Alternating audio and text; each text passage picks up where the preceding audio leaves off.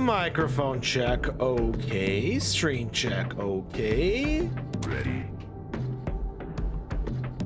Hello, I fucked up already. There's a book reading thing that is not supposed to be up. There we go. Hello, everyone, and welcome once again to our daily Limbus Company stream, Mirror Dungeon, ID study, and book reading. Whoever you are, whenever you're watching from, or whenever you're watching this stream. Today we're going to be using a team that we have already used twice now, but with a few additions to the roster. Yes, today comes from a recommendation. Someone asked me to use Tremor T-Corp again. We have already done Tremor T-Corp once, it wasn't very good, then we did it again, and it was okay-ish, and now we're going to do it a third time, but today we're going to use it. They're going to use this opportunity to use T-Corp again, and they're going to use our tax minutes that I have removed from my existence from the other two streams using them to learn. That's right, this is an ID study, not only just an ID study, we are going to be learning about Tremor, because I do not know Tremor very well. I don't use it because, well, there's some Tremor identities I like, but not a lot of them, so I don't know exactly how Tremor works. So we're going to use today's opportunity to learn all about Tremor, all about the wonderful world of making things jiggle in place and then explode into Tremor burst. Hello there, Moises, how are you doing? Now, the method of which we're going to learn about Tremor today is simple. We are going to directly read the wiki. Yeah, sorry. Again, like I said, I don't know how it works properly. I know it raises stagger threshold and a Tremor burst, but there are many little details that I do not know much about it. So that is what we're going to do today. So strap in, sit down, nice and comfortable, as I turn on my display capture, something I shouldn't do, but I'm going to do it anyway, and I read the wiki about Tremor to all of you. Here we go. There it is. All right, let me just take a drink here. Go. All right. Tremor is a status effect that will raise the stagger threshold of an afflicted unit equal to the Tremor potency on Tremor burst. Tremor count decreases by 1 at turn end and maybe decreases by skills that trigger Tremor burst. Tremor is linked to the sloth affinity. Tremor is a status effect that deals damage to stagger thresholds rather than HP damage. While this is effective on enemies that have multiple stagger thresholds, it is nearly useless against other enemies. The basis of a Tremor team is to make use of the fact that stagger enemies take 50% plus damage for every level of stagger they suffer, but Tremor's general difficulty dealing damage makes it less powerful than fixed damage status effect. To resolve this issue, fusion Tremor gifts create additional stagger thresholds, allowing teams to deal high damage in mirror dungeons, which is again our focus here. Tremor is most effective against enemies that have many stagger thresholds and low HP. Tremor identities usually have a sloth or gloom skill, and blunt attacks are the most common. Tremor has a lot of downsides, but is particularly weak against enemies with a low number of stagger thresholds and high HP, such as Refraction Railway encounters or main story boss fights. Because damage to a stagger threshold does not count as HP damage, high Tremor potency does not by itself convert to damage, and can often be useless. Once an enemy recovers from stagger, causing a Tremor burst will do nothing if there are no remaining stagger thresholds. Compared to other status effects, Tremor deals the least damage and suffers from the most complications. To circumvent this, Amplitude Conversion and Amplitude Entanglement were added to the game, creating different versions of Tremor with bonus effects. Team focusing on base Tremor primarily focus on staggering enemies and then dealing damage while they are staggered. The limitation of this strategy is that most identities that inflict Tremor are not particularly high damage dealers, meaning that the total damage dealt is lower than teams that use fixed damage status effects like Rupture or buffs that enable high damage like Charge. Self-Tremor. Some identities gain Tremor when using their skills and use Tremor count as if it was charged to improve the effectiveness of their skills. Tremor used this way still functions as a debuff, meaning that fighting enemies that inflict Tremor can either be dangerous or a quick and convenient way to allow self-Tremor identity to function at maximum capacity. Unlike Charge, identities with self-Tremor can save up to 99 Tremor count, which can be very powerful in long fight. Now, this branch you already pretty much know. I didn't realize the tremor dealt no health damage. I thought that once you, bursted all the enemy tremor thresholds, you could do some damage with it, but that's new information. Live and learn. Right, let's get to the jargon of tremor, which is amplitude conversion, amplitude entanglement, and superposition. There are two methods of converting between tremor types, but both versions convert from normal tremor into a different version marked by a different color without changing potency or count value. Amplitude conversion converts the current tremor type into the newly applied one. Amplitude entanglement superimposes multiple varieties of tremor at the same time, but all varieties of special tremor will expire at the end of the turn. After amplitude entanglement has been inflicted, superimposed tremors will display as the status effect tremor superposition. Inflicting amplitude conversion or amplitude entanglement on a unit with tremor superposition will continue to add different varieties of tremor, so it is theoretically possible to inflict all versions of tremor at the same time.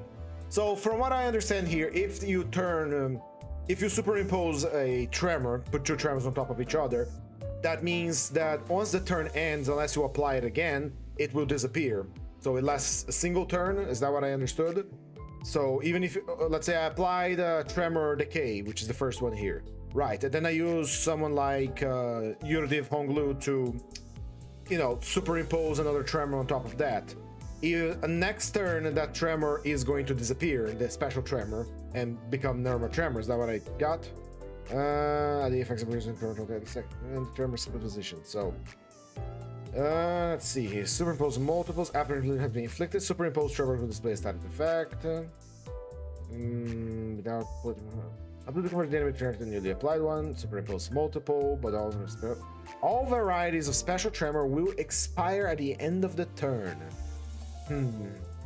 So I guess it just disappears. Interesting.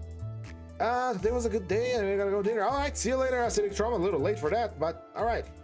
Alright. So I understand the concept here. I understand the idea of having different tremor types which have different debuffs. We have used tremor, I think fracture. No, it was decay. Decay is the one I use a lot because it's defense level down on an enemy. But I don't get superposition very well because I understand that you can combine the tremors, but will expire at the end of the turn. Multiple varieties of tremor at the same time, but all varieties of special tremor will expire at the end of the turn. I will make note of that to check, because we're going to try use superposition entanglement today and check if entanglement expires end of turn. Check. All right, now that we have discovered a wonderful world of tremor and tremor conversion and entanglement and superposition on top of that, let's take a look at the various flavors of tremor. That's right, we're going to look at all the tremor souls, because there is a lot of them, and there's a few of them that are very easy to use. Start with Tremor Decay, which is the one I use the most because of Ishmael, Gambler Ishmael, Hanafuda Ishmael. Tremor Decay simply inflicts 1 defense level down for every 4 tremor potency. If an enemy has 99 tremor potency, they will suffer a whopping 24 defense level down, which equates to about 50% more damage taken from attacks. Now, this also means that 50% extra damage basically is staggered, but they're not actually staggered. And yeah. The specifics depend on the difference between the attacker's defense level and the enemy's defense level, but Tremor Decay can allow all attacks to deal greatly increased damage. Fixed damage from static effects will not be increased. The main detriment to this version of Tremor is the requirement for extremely high tremor potency to get the highest damage bonus. Tremor Factor increases the stagger level of staggered opponents by 1, as long as the sum of tremor potency and count is 20 or higher. Each stagger level increases damage taken by 50%, and Tremor Fracture has relatively easy conditions to meet, so this effect is extremely powerful against enemies with many stagger thresholds. The main detriment to this version of Tremor is that it behaves like a completely normal Tremor until the enemy is staggered. If you're fighting enemies that do not have many stagger thresholds, the damage output will be low, especially compared to the always present damage bonus of Tremor Decay or Tremor Reverb. Now, Tremor Reverb. Hello, Donis Canelli, you're not missing much. I am literally reading the wiki about Tremor right now because I don't use Tremor a lot, so we are losing this opportunity to learn a little bit more about Tremor. So, Tremor Reverb, this is the one that Eurodiv Honglu applies. Tremor Reverb deals slough damage equal to Tremor Potency on Tremor Burst. This effect is extremely powerful because it resolves the fundamental downside of Tremor, being unable to deal damage. Tremor Reverb damage ignores damage reduction buff from buffs like Protection and level scaling, but does not ignore enemy resistant weakness to slough. A Tremor Reverb team is focused around bursting Tremor frequently while also preventing a Tremor stack from expire. Because of the requirement for high Tremor count, the Eagle, Everlasting Faust, and Effervescence Corrosion Rodion are very useful. Amplitude Entanglement is generally not recommended because it will remove Tremor Reverb, but it can be extremely powerful if entangled with Tremor Everlasting. Functions similarly to Tremor Scorch. Now, I see the appeal here if you mix up Reverb with something else, say Decay, which is the one I already looked before. Not only every time we burst Tremor, he's going to, take damage based on the potency, he is also going to be taking defense level down, which makes him take more damage in general. Not from the reverb, but in general. This is very nice, this is very cool, but this here pretty much confirmed that when you do Amplitude Entanglement, which is using the two Tremors together, at the end of the turn, they are all gone. I think they just go back to normal Tremor, I am not sure, so check if go back to normal Tremor. If it goes back to normal Tremor, it's fine. It's a fine effect. You get to pop your big Tremor ball of power with two different types of Tremor, but it's interesting. Now, Tremor Reverb is very powerful. We're gonna keep an eye out on that because that's basically, like it said here on the wiki, it fixes the problem. Tremor can do damage. Tremor Everlasting gives us a chance for an additional Tremor Burst to trigger on Tremor Burst. The bonus chance is 1% per Tremor Potency and 1% per Tremor Count, calculated separately, equal up to 2 bonus Tremor Bursts, with a cap of 50% for both possible bonuses. Under ideal conditions, 50 plus Tremor Potency and Count, Tremor Everlasting will, on average, inflict 1 Tremor Burst for every Tremor Burst. These additional Tremor Bursts do not lower Tremor Count. This allows Tremor Everlasting to double the effectiveness of Tremor. This effect is extremely powerful when Amplitude Entanglement entangled with Tremor Reverb. If the Eagle Everlasting Faust is used on an enemy with 89 potency and 40 count of Tremor Reverb, the attack will burst Tremor on an average of 8 times, dealing 792 slough damage and allowing other attacks to deal on average 192 slough damage when triggering Tremor Burst that turn. This allows the Tremor team to have a damage output close to Rupture, Bleed, or Sinking. I love how they put close to. Alright, I see, that's interesting, but it requires Faust to use it. Tremor Chain, this is the one that we use with T-Corp, so let's learn. Tremor Chain causes units to gain 1 Clash Power Down for every 10 Tremor Potency, with a maximum reduction of 3 Clash Power Down per turn. This is most effective against bosses with only 1 or 2 parts, and it is a guaranteed way to make the fight significantly easier. 3 Clash Power is equivalent to a level difference of 9, or 9 offense level down, but it has no impact on damage dealt unlike offense levels. While this effect is strong, Tremor Chain does not cause any form of damage increase, making it useless against enemies you can already win clashes against. This is unfortunately the type of Tremor we're going to be using today with our T-Corp team, because we're learning about Tremor today because someone asked on the Google form in the description below, where you can recommend a team or a keyword for me to use on our daily mirror dungeons, and just say Tremor T-Corp. And since I do not know much about Tremor, we're learning about Tremor. Now, this one here is the most interesting because I've seen that on the Eurodiv. Tremor distribution grants up to 5 offense level based on the total amount of Tremor count on all allies. Specifically, the total Tremor count is divided by the number of allies. In a 7-cylinder battle, this means that 7 count is needed for 1 offense level, 14 count for 2 offense levels, and so on. Usually, multiple self-Tremor identities are needed to get full value from distribution, but it's also possible to deploy less cylinders than the maximum in order to decrease the Tremor count threshold needed to get each offense level. Currently, the only way for a player to gain distribution is through Entanglement Override Sequencer Ego Gift, available from the Time-Killing Time Bokgak Team Pack. Now, this is for self-tremor units. Basically, we take the tremor count for everyone that is using self-tremor, and we divide it, and then it gives offense level up to 5. Remembering that every 3 level up, 3 offense level up, is basically a clash power and more damage. So tremor distribution gives you clash power and damage, which is very nice. Tremor Clock Winding causes the affected unit's max speed to increase and for them to inflict +1 tremor potency or count when inflicting tremor on an enemy at the cost of 1 tremor count on self. This effect is particularly useful for increasing tremor count application, but is currently limited to asymmetrical inert or Heathcliff and therefore Heathcliff identities. Tremor Scorch, which is the tremor that Capo Merso, Leyhang Merso applies, causes this, I guess Sinclair also applies it, Tom Sinclair, causes the units to take wrath damage by the sum of burn and tremor potency divided by 2 on a tremor burst. While it functions similarly to Tremor Reverb, Scorch requires high potency of 2 status effects rather than just 1 to cause the maximum damage output of 99 fixed wrath damage per burst. On a purely tremor focused team, Scorch can deal a max of 50 wrath damage per tremor burst without any burn potency.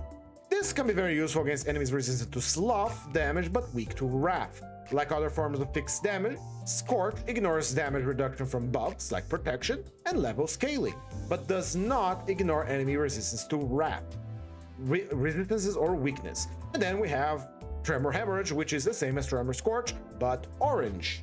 This one here is just deals less damage based on the sum of bleed and tremor potency. Exactly the same thing. Alright, I think that we covered it all. Yeah, that's it. And here we have all the identities that use it, all the egos. We covered Tremor. So, what did we learn? What did we learn? We learned that Tremor, it wasn't me being crazy or anything.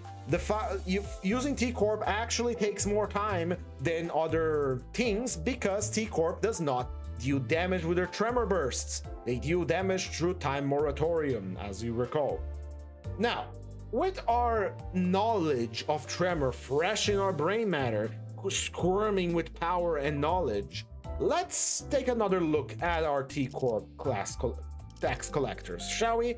We're not gonna do a full review of them, like numbers, etc. We are just gonna look at the gimmick. And the gimmick for them is Borrowed Time. Hello there, Odelphilia on Twitch, it's been a while! Well, our little gimmick for the T-Corp class, starting with Rhodian, is Time Moratorium.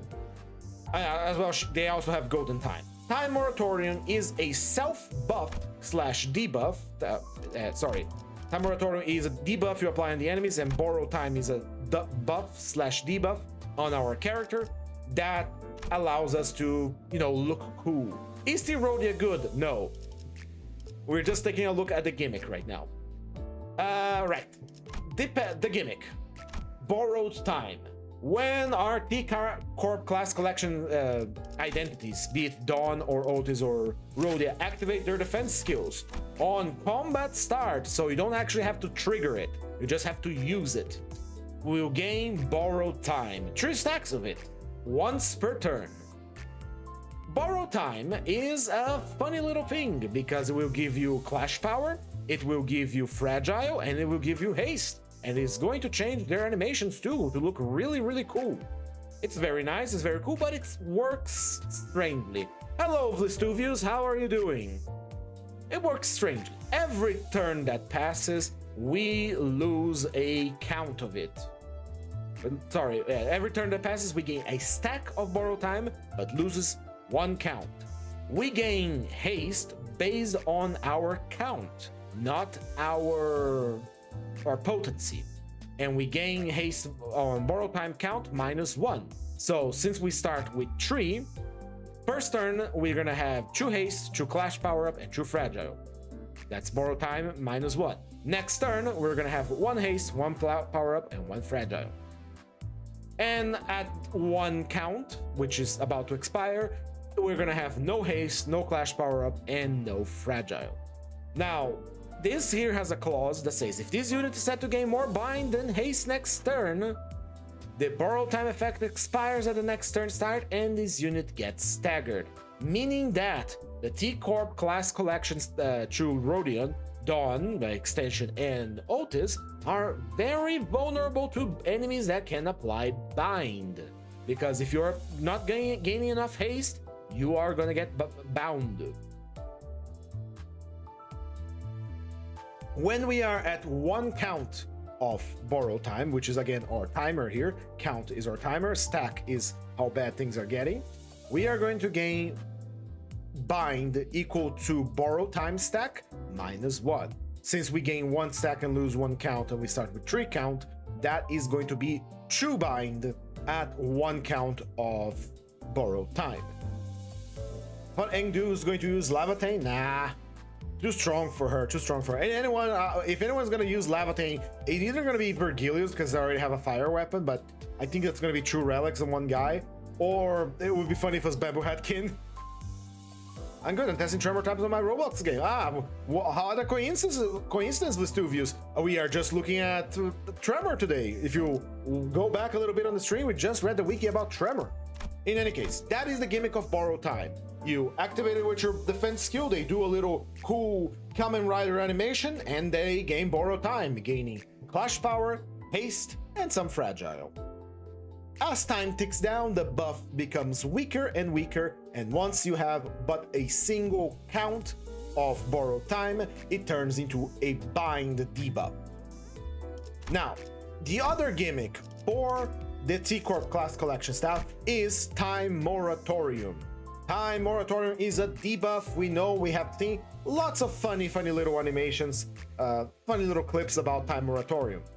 Time Moratorium is a debuff you apply on the enemy, in this case for Rhodia here when she is on borrowed time, which causes the enemy to take they do not take any more damage.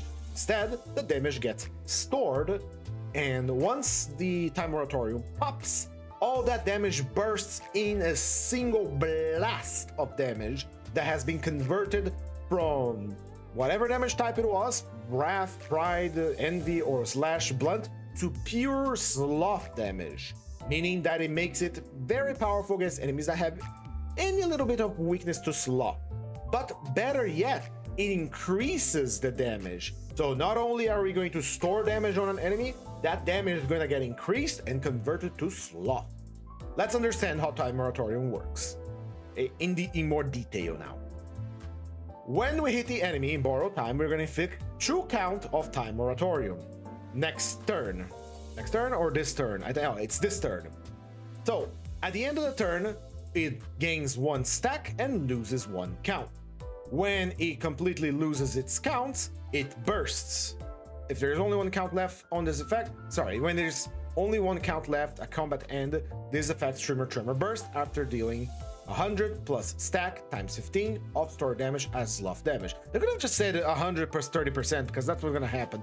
But there is another thing. Time Moratorium does not stack. You cannot keep adding more Time Moratorium on top of the enemy. If you hit an enemy that is already under Time Moratorium is going to pop and the timer is going to get refreshed. So you can't just keep stacking damage on the enemy and then it blows up like a nuke. You apply it for that turn, and the next turn, all damage the enemy takes is stored away. At the end of the second turn, it pops with extra damage, and damage type has been turned to sloth. So very important to notice that. You can have the Time Moratorium pop early by applying Time Moratorium again on the same enemy, but it's going to deal less damage. But it's also going to refresh Time Moratorium again.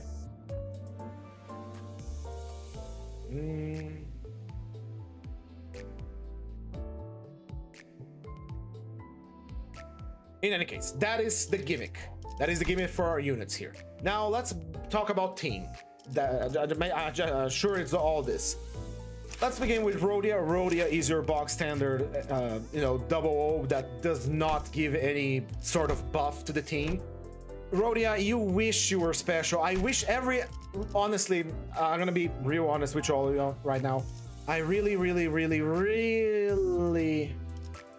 wish other 00 IDs could be as good as middle brother Merso, because A would be perfect. I mentioned many times that support IDs. I mentioned several times that 00 IDs should be support units, either by having really good passes for them warming the bench or having some sort of support abilities built into their kit. Middle little brother Merso is a perfect example of this. Sure, he has only a skill 2 with Envy. He also has the classic middle counter, Envy counter, but if you take a look at his skill 2, is it? Yes, skill 2. Apply 1 Envy power up to 2 allies adjacent to this unit on the dashboard. Apply 1 Envy damage up as well when selecting Envy affinity skills from the affected skill slot.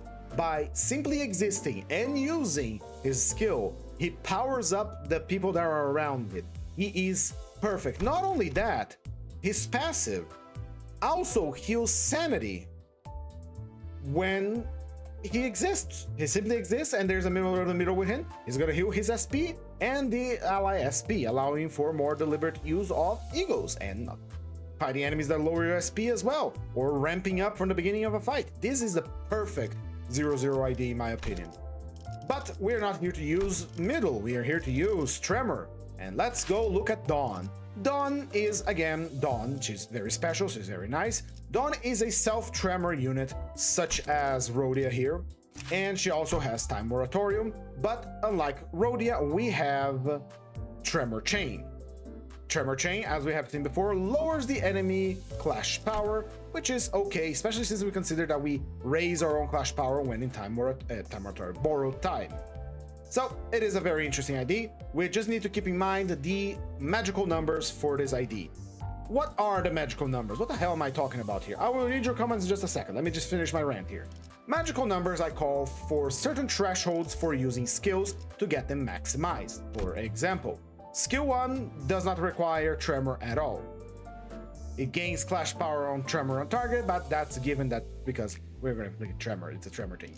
Skill 2 gains clash power for every 6 Tremor on self. Clash power is nice and all, it's not extra damage. And it consumes up to 3 Tremor on target, and then gain double the amount consumed as Tremor count on self, and it inflicts bind on the target. And if we manage to consume Tremor on the target, we also apply a Tremor burst. So here we have a magical number for Dawn. So S2, 6 Tremor,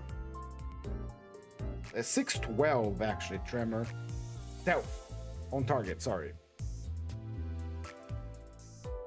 And then 3 target, Tremor on target. Consume. There we go. And for her skill tree is very much the same. For every 6 Tremor on the target, we gain more clash power, that is automatic. The enemy has bind, she gains additional clash power, and she consumes 10 Tremor on self under S3 to increase the coin power. Now that is very important. This is the magical number I'm talking about. If we are gonna look at, we're gonna be in the fight, and I'm gonna look at Dawn, and she has a skill tree, and I see that she has 10 Tremor on self, bam, use it, gain coin power. Yep.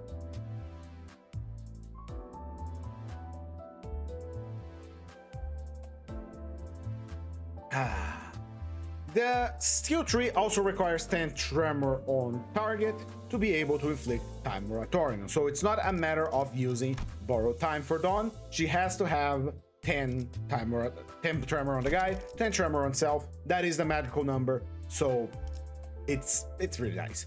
Looking now at T-Corp Otis. T-Corp Otis is one of the most strange ones for T-Corp. There's not a lot of them, but it's strange because her skill tree is very difficult to make work. Let's take a look.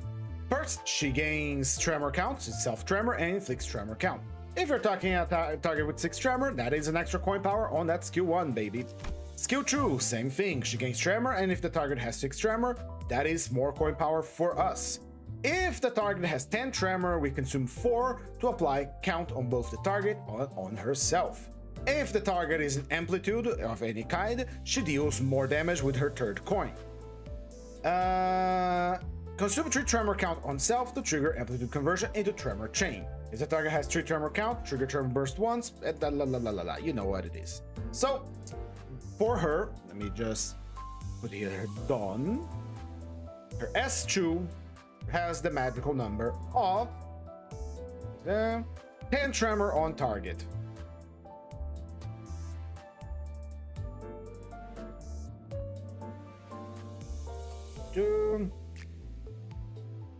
There we go. That's all we have to understand. Everything else happens kind of automatically, so we don't need to trap off that. And here comes the strange fucking skill tree. Let's understand the skill tree. If the target is in either conversion or entanglement, we do more damage. If the target is on time moratorium, that's more damage. We gain coin power for every 6 tremor on target. We don't really keep track of this because enemies' effects kind of just fluctuate all over the place. If the target has blind, that's another clash power. We lose the borrowed time on self when the attack ends. That means we can avoid the punishment from borrowed time if we use it at the right time. So let's keep that in mind. Second, what do you mean G4? Well, if you guys recall, borrowed time ticks down. When you activate it, you gain a buff, but once it reaches a single count, you gain bind. So if you are at 2 levels, 2 count of borrowed time, we can activate our skill tree to completely remove borrowed time. It happens at the end of the attack, and then we can just use it again. Got it? You see the idea? She has 2. Imagine she has 2 slots. She's at 2 count of borrowed time. That means her buff is about to become a debuff. We use our skill tree with a block right after. She ends her skill, and then she gains more borrowed time. Or rather, no, wait. Borrowed time only can happen at combat start, and this one is at skill end. The clouds are very interesting. Don't worry, I will read your message in just a second. I'm focusing here. I'm reading. I see it all here on my all-seeing eye here. So here's what happens. Otis has 2 stacks of borrowed time. It's about to become a debuff. We use our skill tree and we avoid the weight of our karma. She no longer gets the debuff. Next turn, she uses her block and gains time, borrowed time once again without receiving the bind debuff, which is very nice. Once per encounter, she also gets Violet Collections. If this unit has haste, she gains more tremor count. If this unit speeds faster than the target, we deal more damage. Now, here's the part that is strange about this skill. It's the 3rd coin of her skill tree. First coin, we consume tremor on the target to gain tremor, consume times 2 tremor count, and inflict tremor, consume -1 bind. So first coin just consumes tremor on the guy, we gain a lot of tremor count, and you inflict some bind on the guy. Second hit, if the guy has 3 tremor count, we pop that. And then this 3rd coin. This is the difficult. Coin start. Consume all tremor count on self. Coin power +1 for every 4 tremor count consumed to a maximum of 5. So 4 times 5, that's 20. Deals 2% damage for every 1 tremor count consumed, a maximum of 100%. So to maximize the damage of the skill tree, we need to consume a whopping 50 tremor count, not tremor potency. No, tremor count. You understand now? This is a little difficult to pull off with maximum power. So, sure, let's say we hit the guy that has like 3 tremor, we gained, say, tremor consumed times 2, we gain 6 tremor count. That's a nice chunk of tremor count, I say, but to maximize the power of this thing, we need to consume 50 tremor. The coin power is very easy, we just have to have, 20 tremor count on self. So it's basically a reward for having a lot of tremor. But there's a problem. It consumes all tremor count in self. So you really have to hold that skill tree as long as you can so that you can have all that tremor ready to burst, ready to be used. Because if you use your skill tree, not only is it going to consume your borrowed time, which if you want to do the funny thing where you avoid the weight of your karma, you are also eating all the tremor on yourself. It is strange, and this is for dealing just extra damage with the final coin, not the whole attack, just the final big hit. Now, if the unit has borrowed time, we trigger another tremor burst, and if you're on borrowed time, we inflict true time moratorium. Time moratorium for this unit is only applied when we are on borrowed time and use the skill tree. There we go. That is all that we have to say about these IDs. We already know how they kind of work, so we are going to start building a team. Now, before I start building the team, let me read all your messages, because I was talking for a while and I want to interact with you, my friends. All right, here, let's see. Before I know how tremor works, but in my game you can have more than one type at once, and it can be converted back and forth, and two, have time moratorium. Limbus asks you, the idea that is the battleground roguelike game where you play a multiplayer or solo mode with selective characters and status with some ego gifts. There are 30 at the moment. Instead of fighting your friends, you fight AI as a team, creating ego gifts, not ego. No stylization. UI is very generic. Meng Showdown. That's a cool name. I like that name. Meng Showdown. My motto is make it exist, make it pretty later. Correct? That is a very good motto to live by. And you know, it functions very well for a script-heavy game. It's weird because I don't have a clashing since I chose not to have it at all. That's it's a strange choice. Just by the game concept, sounds like it's gonna be a very awesome game. I sure hope to spend more time from time to time. Just kind of use free-time source animation effects to sound board up together. Fair. Different kind of words. The custom charge things Limbo hasn't done yet. Also, there are no support passes. If a passive has support, is embedded into the main passive. There is one single support healer at the moment. It utilizes poison healing and HP healing bones instead. Now, here's what I gotta say to you. Much like coding, making games, or anything, it's much like being a blacksmith. You forge your own tools.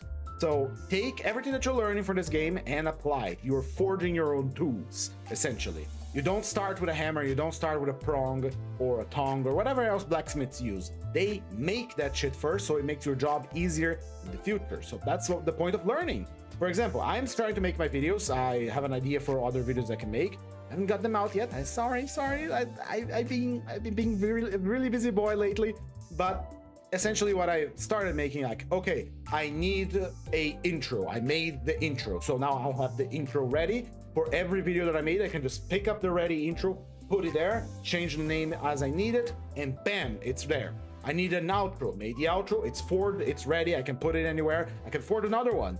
I need an overlay. I made my overlay. Learn how to do it. It's here, I can use it whenever I please. Now I have the knowledge of how to forward another overlay if I want, or another intro, or another outro. Now, Dostoyevsky, you will forgive me for saying this, because it is very commendable that you're making your own game, and I wish you the best of it. You go out there and you make that thing. Doesn't matter if it's a little unstylized at the moment, like I said about your UI, but the thing that matters is that you are making it, and I want you to go to the end with it, right? But you will have to forgive me because I am unfortunately never going to play Roblox. I am so sorry. I'm so sorry, my friend, but I'm never touching Roblox. I don't like it. No, I'm sorry, it doesn't work for me. But if I can, I will aid you by... I don't have exactly a huge public, but I'll tell people to go play your game. Meng Showdown is an extremely good name. And anyway, that is it. Let's forge that team, shall we? Let's get tremoring. Let's get jiggling. Right, so... we already learned that the main damage dealer for tremor teams is going to be Tremor. Where's Tremor? Where's Tremor Weave? There you go, Tremor Weave. Amplitude entanglement to Tremor Reverb. There we go. The main damage dealer is this thing here, but the problem with Tremor Reverb is that it only applies through an amplitude entanglement, and amplitude entanglement makes it go away after it's done. So we don't have any other choice. We're gonna use him. We're gonna put him here so we can do damage. Especially considering since our other tremor type that we have for this thing is the... what's it called? It's not a very good one. It's not a very good one. This one is a rupture. I'll put eagles in just a bit. So we already have our team ready here. It's T-Corp plus Eurodiv. We can field a full team for eagle gifts that require 5, and I already have an idea which ones I want to use. Unfortunately, the 2 ones I want to use are another type of tremor that would benefit from staying on the enemy for a long time. Let us check all the identities that can do tremor real quick. Let's see, where's tremor? Jiggle! Kisnib, hello, it's been a while. I feel like you enjoyed the new Honglu AD they showed off. I remember liking your debuffs, it's got plenty. Yes, I have seen his kit. I have seen the trailer here on the channel. It looks really, really good. And it's free. I really like his weapon.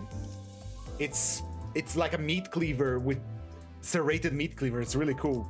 All right, Tremor. I want to know, is there any other unit that can use Tremor Reverb? Because Tremor Reverb seems to be the bomb. Seems to be real good. So which units can use Tremor Reverb?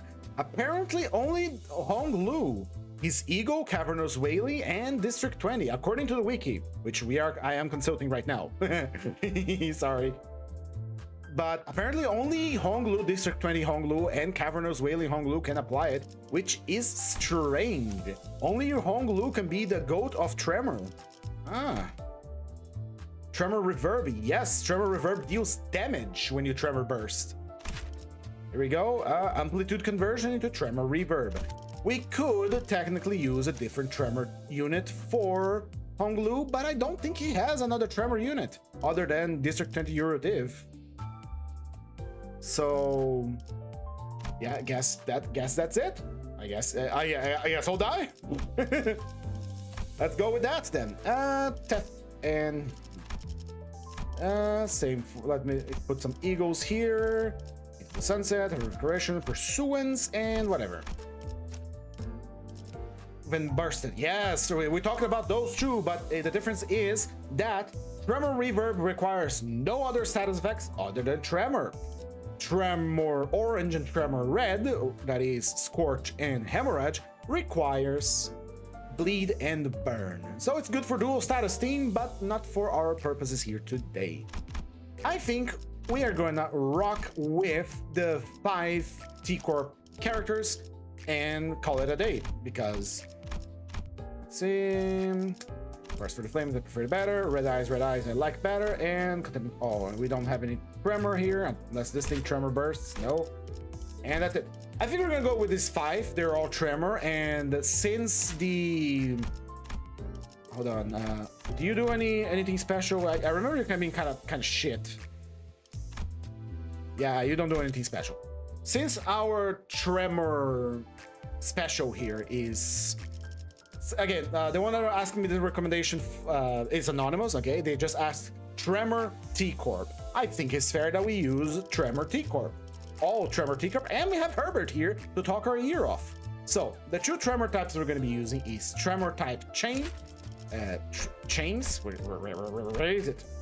Tremor Chain, which reduces the enemy clash power but caps at 30, which is, you know, kind of a whatever effect. 3 clash power is good, not telling you it's bad, but it's okay. I'm saying that it's okay because if we want to use Tremor Reverb, the pissy one, the Jarate of the Jarate Tremor, it's going to be used with Amplitude Entanglement. That means the special effects from Tremor, special Tremors are going to disappear, fortunately.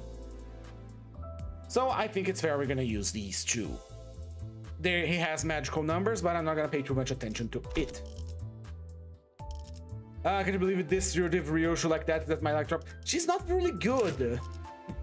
I'm sorry that she's not really good. She's cool. I like her fit. Look at her. She's very nice, and this is a very nice foreshadowing to her ability to detect time flow. But she's not very good. She has a free attack, you know, testing the water for assist attacks. I will now have a shit ton of assist attacks, but it only triggers on a slop resonance, but yeah, it's just there's better options. All right, we're gonna use T-Corp. Let's get some support from the rest of our crew here. For Tremor Yusang, we have Molar Office Fixer, which gives us defense level down, so it's kind of like a fake Tremor DK. For Faust, we are going to be taking... Is this Pride? It's Pride. Faust has Lobotomy Ego Regret, which is another Clash power down, but our team already has like a lot of power down, so Clash power down. So we're gonna go with base Faust for the offense level down at random, which is always very nice. Dawn fights, Ryoshu fights. Merso is going to support us. How? Merso could support us by being the middle little brother, because that's free sanity heal, but we also have Rose Splinter Workshop, which I believe it's Clash again. Allowing the fast speed lowers the Clash power for elements that have Tremor by 1, but it's on a Gloom Resonance. How is our Gloom Resonance looking? There is one guy with Gloom, so no, it cannot be used by Rose Splinter Workshop. I mean, she's fun, she looks cool, and in this fiction a lot of shit 0-0s. Like I said, 0-0 should strive to be what the little brother Merso is, because he is the perfect support unit. Even if you're not in the middle, his passive is just good. His passive is just excellent. Not only that, not only his passive excellent for the mirror dungeon, it is excellent for the story content too, because you get to heal 10 SP for nothing. As long as he's, you got 3 envy, you're good. 10 SP, as long as you have someone that is from another faction. So it's good. It's just, you're very good. So let's go with that one, since I'm talking so much about him, selling him so much.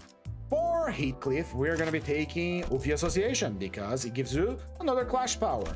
And there is a lot of Clash power Clash down on these characters, huh? For Ishmael now. Ishmael has always been a mystery for support, because she has some good IDs, but most of them don't have really good support. Like, Jong's Office Representative is good, because it is essentially gambling sanity. It's very nice. House of Spiders New Operators requires Envy Resonance to function. Family Hierarchy Candidate is a joke. Sorry, that support passive is... I don't see it activating ever. Kurmokuno Clan Captain does have a decent passive, but for bleed things, and requires Lust Resonance. Zwei Association, it makes everyone tankier. Edgar Family Butler has been my favorite for sinking things, because it's extra damage based on sinking. Speed Quad Captain gives us a little bit more poise, but we're not using poise today. Molar Boat Works is strange. We inflict sinking count when inflicting tremor count. So match made in heaven for Lobotomy, Ego, Faint Aroma, Solitude, right? Moving on, we have Leo. Leo is very specific. It's 5 extra damage for every 3 burn on target to a maximum of 15%, which is kind of shit. Let's not get started with Ego Sloshing, because that is a joke in itself. I guess we could use this one. It's literally just true rupture. It's literally just true rupture count. It's no, if it was count, this would be busted broken. It's not count. This is potency, and it requires a tremor burst.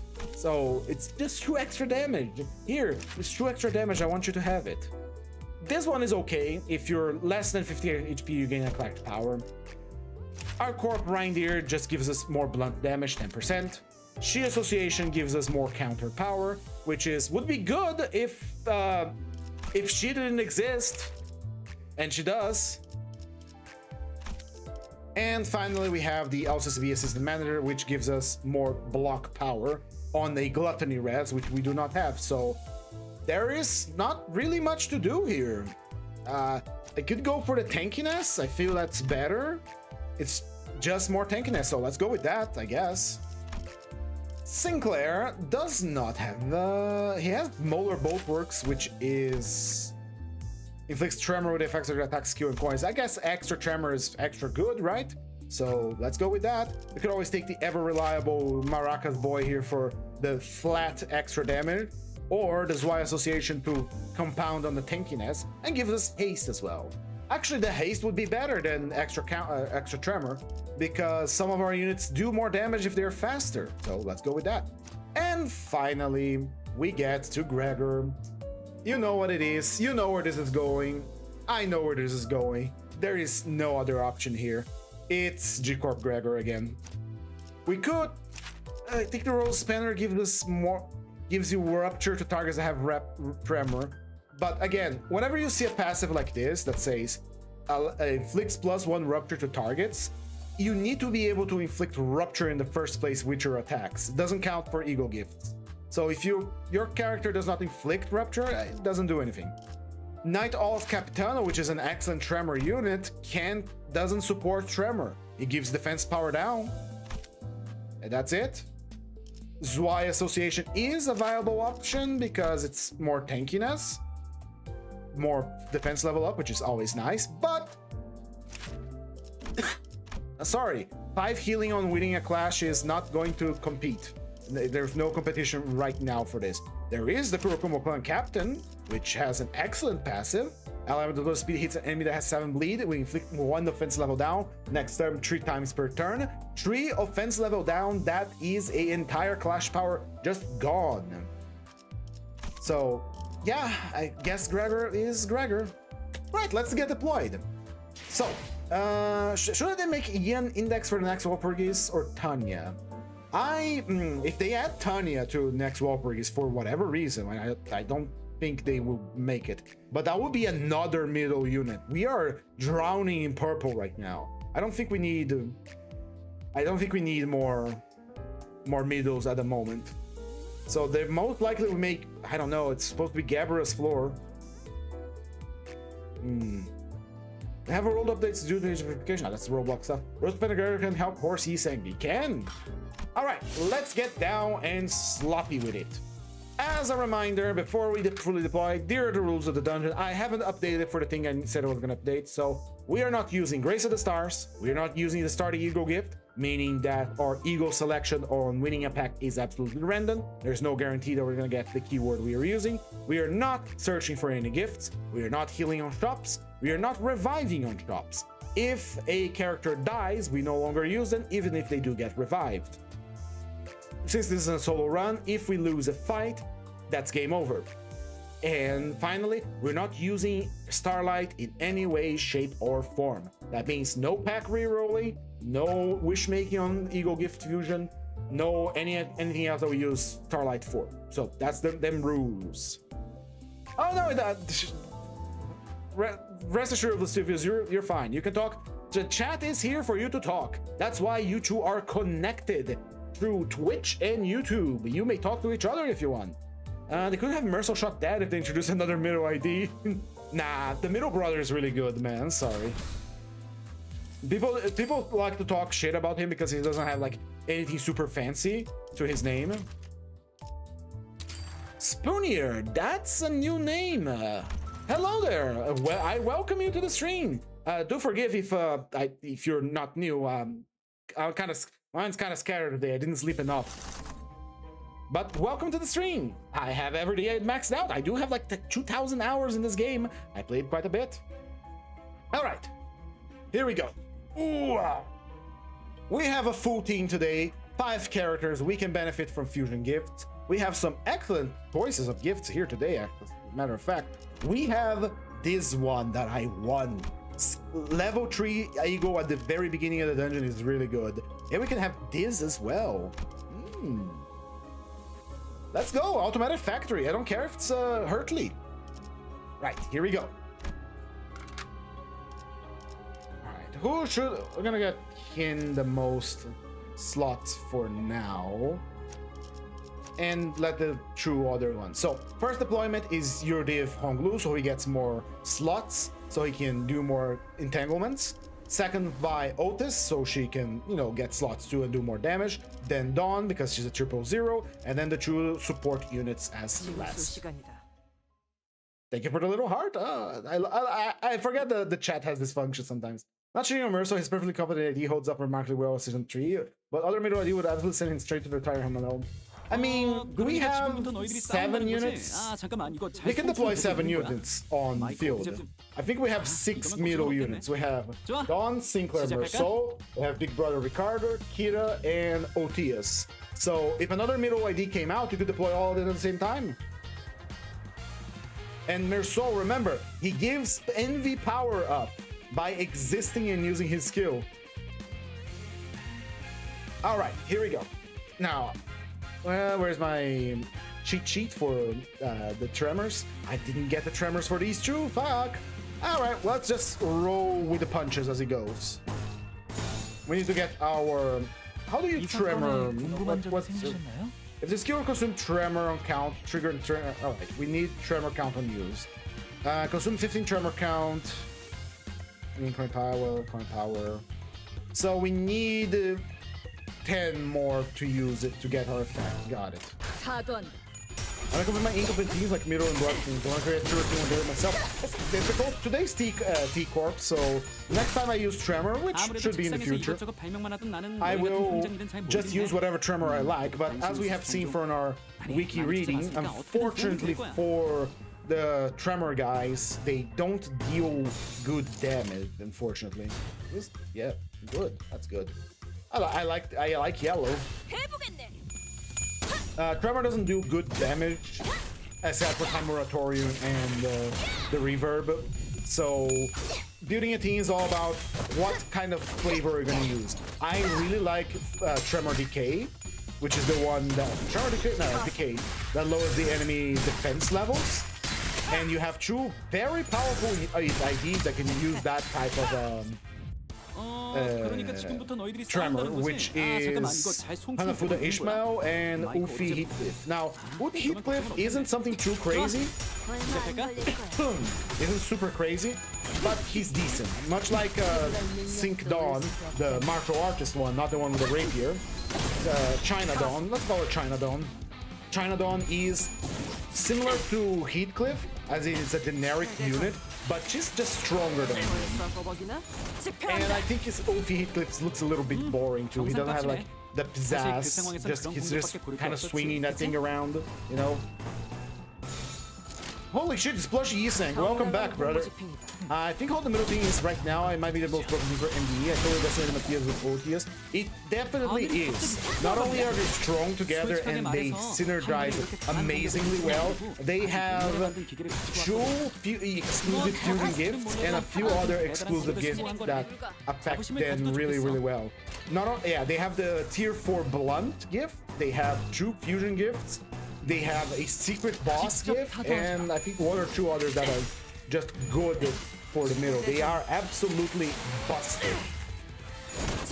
It's literally like, I would be surprised if you managed to lose with a middle team on Mirror Dungeon.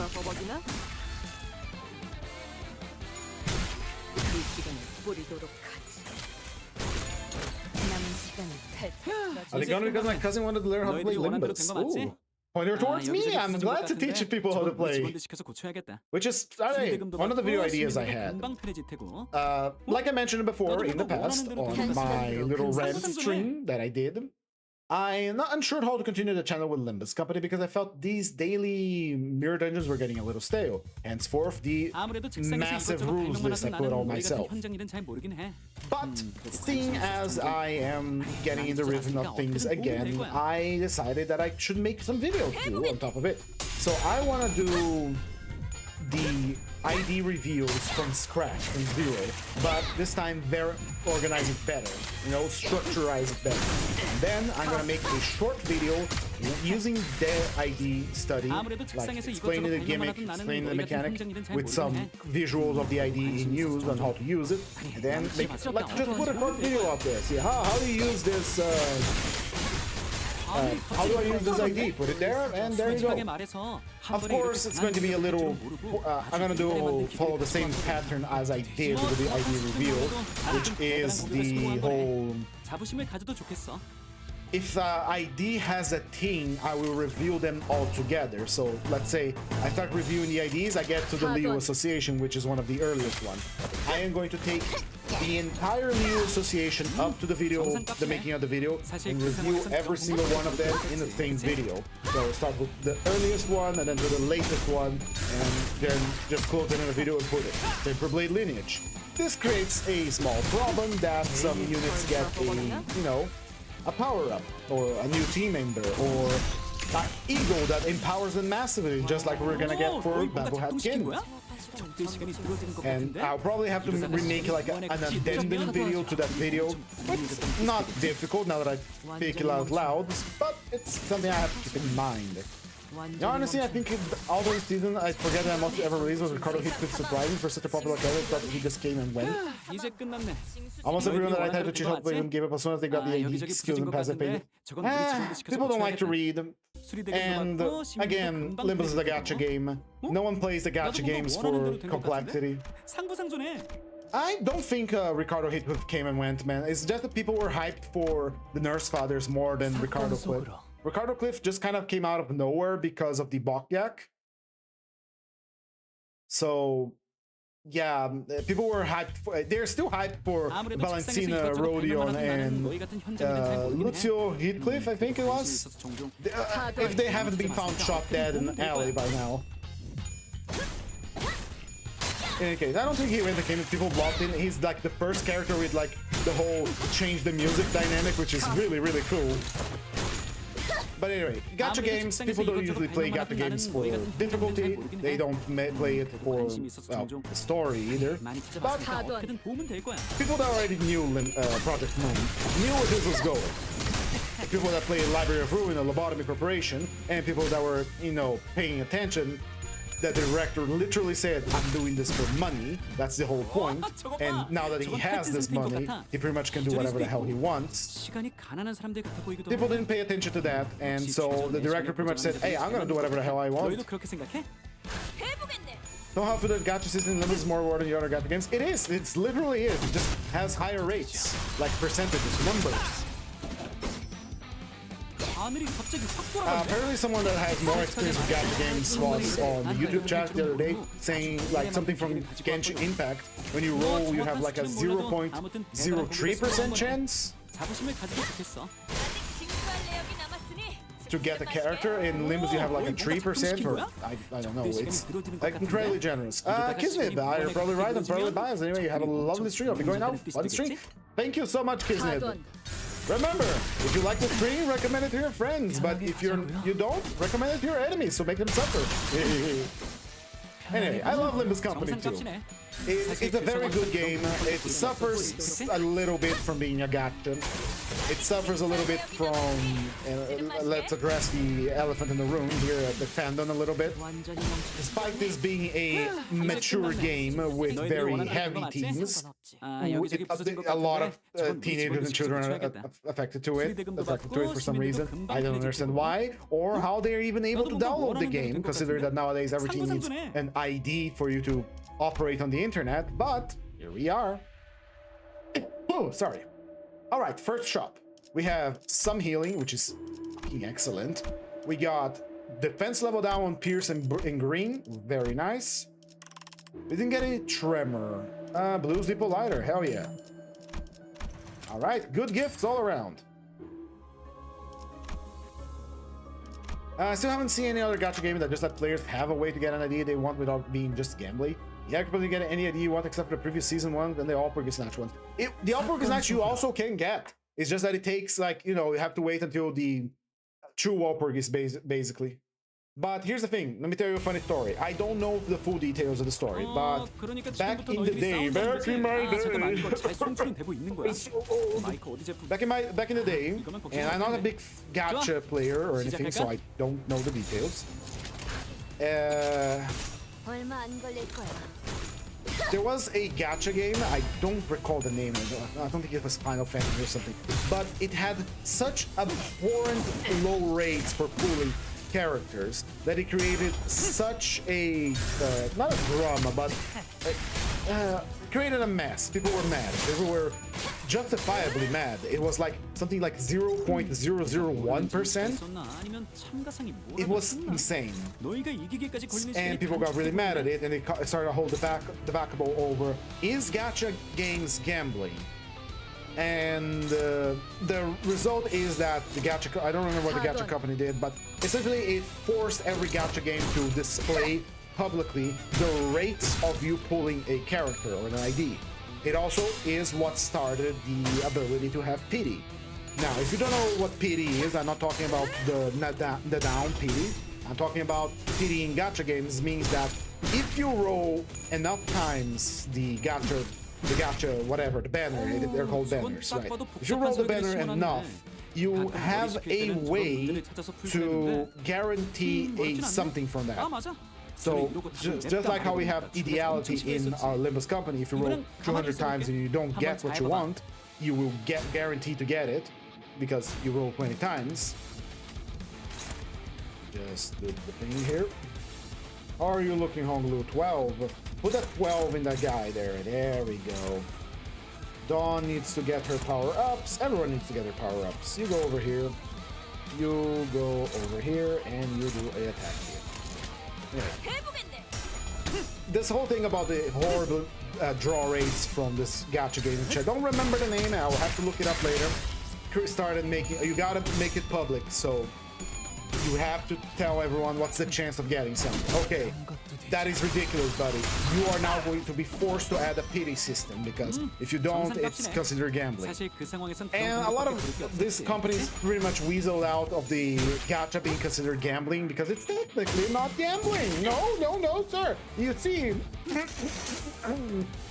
when you gamble, you have a chance to get nothing. But in our game, you are not gambling. You see, you are getting something for your money. It might not be what you wanted, but you are getting something. You're getting materials. You're getting the duplicates. You're getting funny little characters that make squeaky noises. Yeah, you're getting something. Yeah, aren't you happy? Roll again, motherfucker. So yeah, no, this is not gambling. Clearly not. That's how they escape the classification, because you're technically getting something out of it. So, no. In any case, the reason why Limbus is like that, because again, he wanted money, and the motto is to go far and not rise high. Rising high is cool and all, but he wants to go far. So he made a gacha game for a myriad of reasons. Firstly, money, and second, he really liked when I'm talking about the director here. He words out of his mouth. I'm not joking. So he really liked when Ruida was an early active and he released the story in chapters, and people would he would see the reaction of his people. By his words, it felt like he was releasing a comic book or something, and every issue of the comic everybody would be reacting and doing stuff. So he really liked that. And he saw other games like Fate Grand Order, which I don't know much about it, honestly. Fate Grand Order was doing well, and so hey, that's cool. And he needed the money to maintain the studio, because if you recall, Lobotomy Corporation was a failed Kickstarter project, or quick Kickstarter equivalent. So he wanted to have the money to sustain his studio, to keep doing the thing he loves, which is, his Project Moon. But he also liked how it was episodic, like early access Ruina. But Ruina is a single player game where you pay once and that's it. And it was popular, sure, but it was not like blockbuster popular to stay in your studio forever kind of stuff. Especially if you don't have like a publisher to maintain the costs. So this was entirely independent. So they making a gacha game for money makes sense. It's still a gacha game, it's still predatory, they want your money, they are honest about it, but it's mostly to sustain themselves so they can keep doing what they're doing. And I love them for it. They're very sincere about that. I didn't pay attention, and everyone decided to put the shoes, kill him. But the evidence, I don't find myself getting our lunacy due to how infrequent the game is with events. My lunacy is really stagnant outside from the weekly MD. So is mine! I don't charge lunacy. And I have like an absurd amount of it. But, again, everything that you do not pay with money, you are paying with time. which is very funny because they're using T-Corp today. But anyway, I played the game for a long time. I did a lot of mirror dungeons, and so I have quite a big horde of lunacy, which almost extinguished when I tried to get the Lehang announcer. All right. Second floor. Sorry, I'm yapping again. No house kitchen, because Camilla. That is so good. Ooh, but money combo. Money combo or Camilla? Money combo or Camilla? Hell's Kitchen has some really good gifts, but for Rupture and Burn. There's also a chance for Sharp Needle and Tread, which is busted, as we know. But in any case, back to talking about Limbus. It is an exceptionally generous gacha. The content is slow because they are not a big team, and our director wants to control everything. He wants to ensure that the game has his special sauce, so to speak. He doesn't want anyone else meddling with it. Even during his rant stream, he had a rant stream as well, if you recall, where he used a different VTuber avatar. During his rant stream, he said, I could have sold this to China, I didn't, so I'll get to do whatever the hell I want. You don't get to tell me how I do my game. And he's absolutely right for that. He's so right, he's so based. Oh, my. He's absolutely right for that, because, you know, it's his vision, his game, and all that. And we love him for it. Now that he has the money and he's doing reasonably well, he can do whatever he wants. And I expect, well, I wouldn't say expect like, oh, you must do this, but I think things are gonna get better, faster, once they change their studios. Because if you recall, he bought land. He bought the studio that's being built as we speak, if it is not complete yet. And they are planning to change from their current studios to this new studio once it is complete. And they said something about 2027, this whole thing will be complete in 2027. So I'm guessing that once they get there, they will work faster. He said he was planning to expand the staff because he's getting overloaded. Because he has to oversee everything, and there's a lot of moving parts here to oversee. But anyway, Limbus is good, the Limbus is nice, good story, amazing visuals, gameplay is good. Could use some work though. Could use some work. But it's still very good. But back to the point where we're trying to make someone try to teach their friends to play Limbus and they gave up on when they taught the passives. I call that weak because, again, all this thing about the Limbus gacha was all to say this. If you were a Project Moon fan before Limbus, you knew where this was going. You knew the game would be complex, you knew the game would increase in scope, in complexity, and it really doesn't come as a surprise because, yeah. The tremor. Again, the fucking thing about the tremor that he applies is that is tied to tremor amplitude entanglement, which makes it disappear next turn. So I can apply it here, and it would disappear. Let me check that actually. He's going to apply tremor entanglement, and it's going to disappear next turn.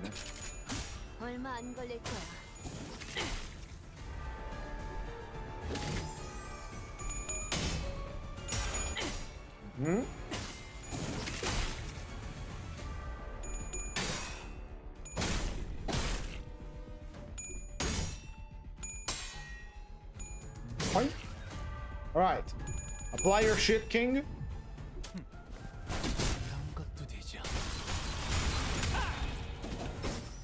There we go. It has become the special tremor that deals damage. So if you don't tremor burst, it's going to turn into normal tremor. And yep, it just becomes normal tremor. So we confirmed two things about tremor superposition. Entanglement, sorry. Entanglement. It expires at the end of the turn it is applied, making it, and once it expires, it just goes back to normal tremor. So Honglu here, to set up the damage combo for Tremor Reverb with Honglu, he has to apply it first, and someone else has to Tremor Burst the creature. Right now, Honglu cannot apply it again because he doesn't have enough tremor, and it's on news. We can sort of make it happen. Let's see here. Against true tremor count. Unhit against true tremor count. You can technically activate it again. Let's see.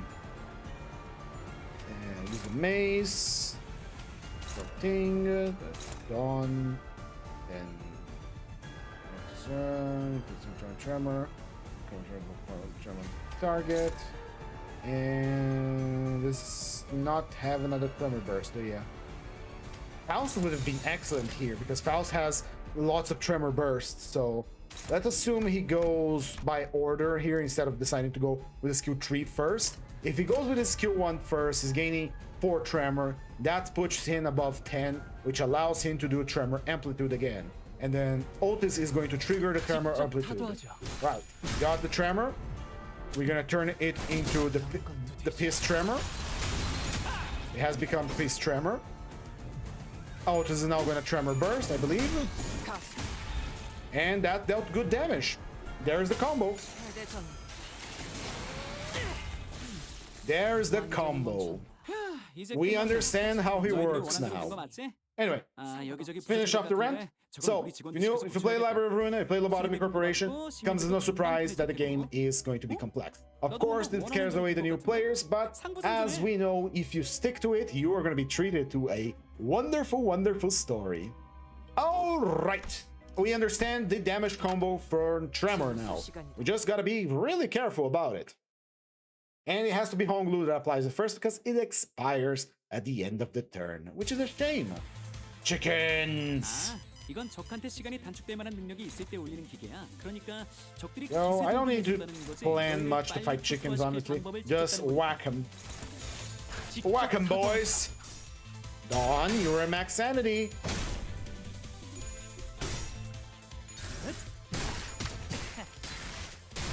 하늘이 갑자기 확 돌아갔네?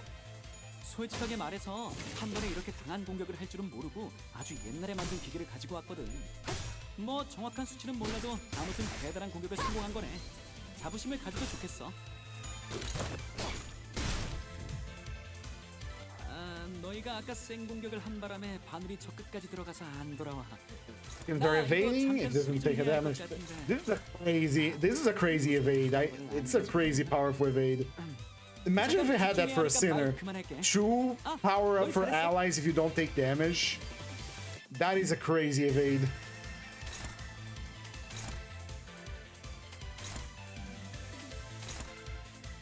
Well, there's not going to be any allies after this, so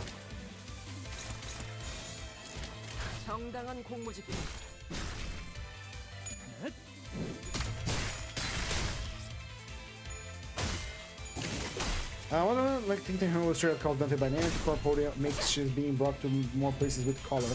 I have the theory, Moises, that Dante, or at least the figure that is Dante, exists in other worlds, and when they get contact with our Dante, it's pretty much the same role he's playing. Because when you look at... I'll actually show this right now. Let me just kill these chickens. If you go into the G Association Ishmael, she talks to you directly, so I think they have awareness of who Dante is. Another theory that I have is that there's plenty of theories. One, we already talked about, the IDs are basically a picture taken in time and they're stuck in that little square. The other one is that Dante is just exists in the world, is just taking a different role right now. So Dante is their leader or captain or whatever. And what else? The other one that is, I think it's the most plausible one, if we go by the wording that Faust used, that we are whisking away one of the endless possibilities from the mirror, one of your endless possibilities. I think that means that we are literally going into the mirror world. We're grabbing that ID from the center and pulling him into our world by force. He no longer exists over there, he's being pulled over here. Especially when you consider something like Lord Blue, which says when he fights Grandma, like, I love this. Oh, God, goodness gracious, you're giving me another option to kill my grandparents. Oh, hell yeah. So my guess is that we're literally taking a copy, or permanently taking away from the universe to our world. Rachel, welcome back. You're still doing the forbidden incantations, I see. Fool that you are, I was forced to interact with an AI customer service today, and thus I have taken already my daily dose of white damage. My mind is prepared, and thus your incantations have no power over me. I'm sorry. Try again next time.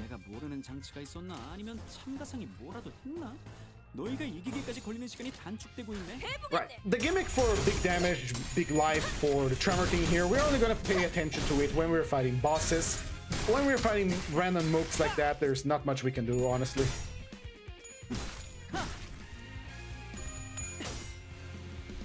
Probably, or just as Dante, like, hey, you're kind of fucked up, you're coming with me now, you don't have a choice. Active ID fan that I made in Sufi Association, Mercer Middle Nurse Startup, for the official one, and tell Nurse Startup I'm trying to promote my RTC.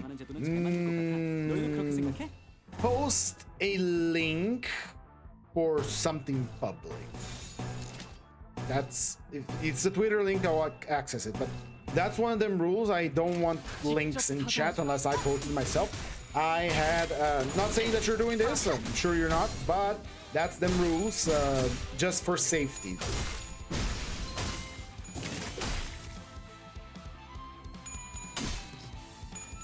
A theory that using Yiseng's mirror, they manifest ego from many distinct mirror words. There are a lot of references to Yiseng's mirror. Mirror word connections. What? You spoke words, my friend. I meant not an ego, it is... Yeah, that's literally it. That's what the mirror does. It's basically a multiverse quantum observation device. You look at the mirror and you see another reality of yourself. During the question, what do you think of Shadow vs. Blade Singer Ego for Mercel?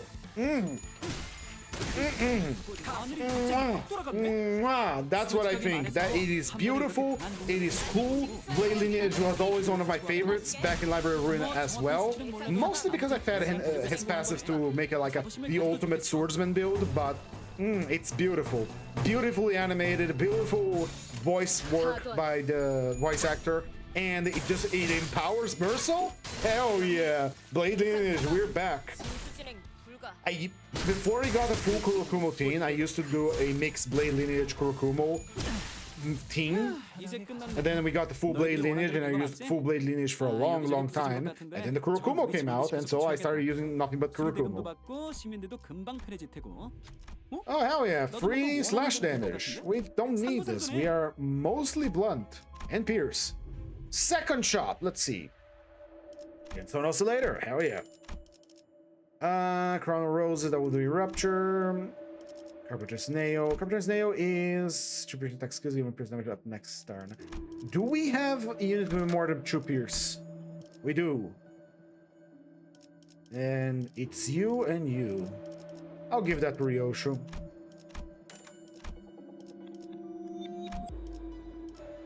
So, the Yiseng's mirror is a upgrade from the mirror someone else in the League of 9 made. It is literally meant to observe other parallel words, possibilities of what you could be, other mirror words. But the device is quite flawed because the device is biased towards the observer. What the fuck do you mean by that, G4? It means that if you have an image in your head about something, about you, when you look in the mirror, your personal bias towards that thing is going to affect what you're going to be seeing. There you go. Very nice here. Look good. Look good. Extra damage for Ryoshu and compression bandage, which is garbage. For example, Yisang saw himself in the mirror as someone with wings. That is something he believed, that's something he was biased towards, but his repression prevented him to realize that this is just a possibility of you, dumbass. You can be this, but you're not right now, but you can be. Same thing happened with Catherine. Catherine looked at the mirror and saw only despair because that's what she believed. She believed that because of her, Heathcliff would always suffer. Heathcliff would look at the mirror and see that Catherine suffers because of Heathcliff, and so he sees irking Heathcliff in there. Hello, VG Gloria, how are you doing? Hey, you're gonna visit tomorrow, right? Tell me the time on our private. In any case, the mirror is quite flawed, which why is very important that Dante is the one that does the extraction, and now with the backing of Limbus company, they can probably perfect the whole thing. So yeah, there's also that. The Onglu, you're not fast yet. Actually, now I fucked up. Hold on. If we use Cavernous Wailing, we can get Tremor Reverb without using Honglu's special skill. Special little funny little eagle. Let's do that. What a fool I am. What a fool I am. I could have done this from the beginning and we'd be doing big damage on the enemies. Hell yeah.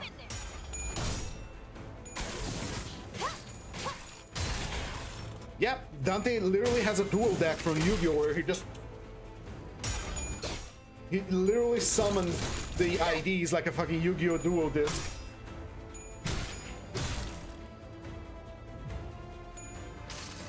So, anyway, where was it going? Dante is a amnesiac, so his biases are very, well, I wouldn't say non-existent because the brain is not something you can just permanently erase, but it's just, you know, city fuckery and all that. So Dante is not entirely biased towards one thing or the other. So when he looks at the mirror, the only bias he has is the immediate bias, not something like rooted from the way he was raised or the way he thinks about things. It's just like, I'm looking at this woman, this Ryoshu woman, right? She has a katana, so she must be part of one of those Kurokumo clans, correct? Because they are also, you know, Japanese. And when you stop to think about the lore of Ryoshu, you've never joined the Kurokumo clan because Kurokumo clan is directly associated with one of the fingers, and she's trying to get away from that.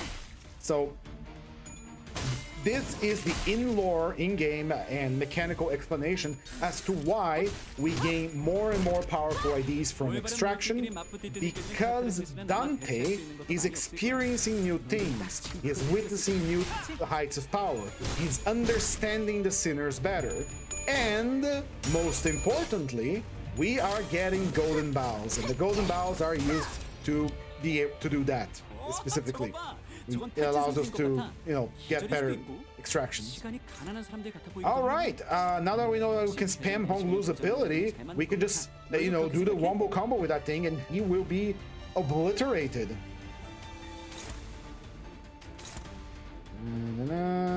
Someone's gonna have to clash with that. No one needs to clash with that. On his removal bleed count.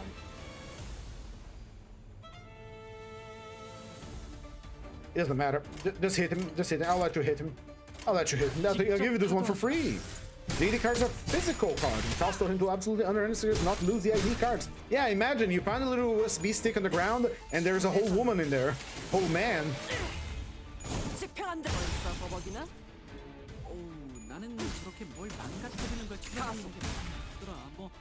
폭주하는 기계를 멈추면 제일 먼저 발전기를 부숴야 하겠지만 그래도 만든 노력이 있을 텐데.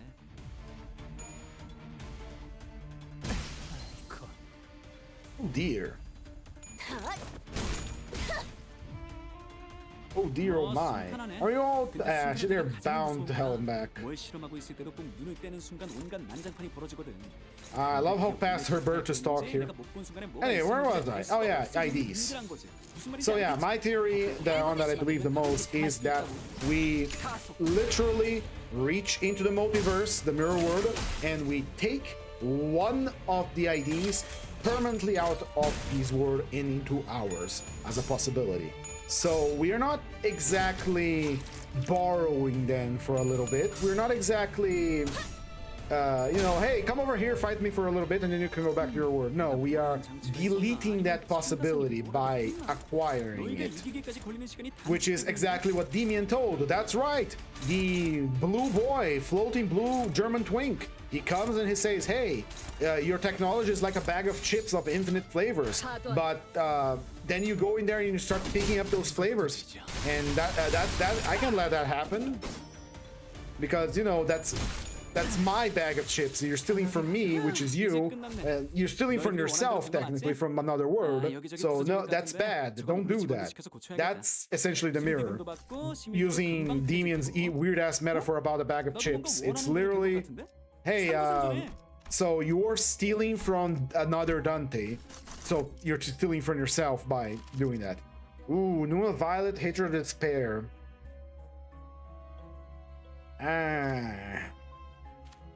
Hatred, Despair is fast. And it's been a while since I fought the magical girl.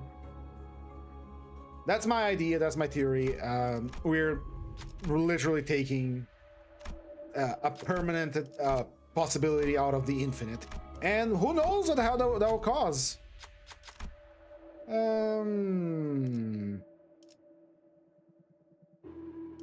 What if you were to bring an end to the peace?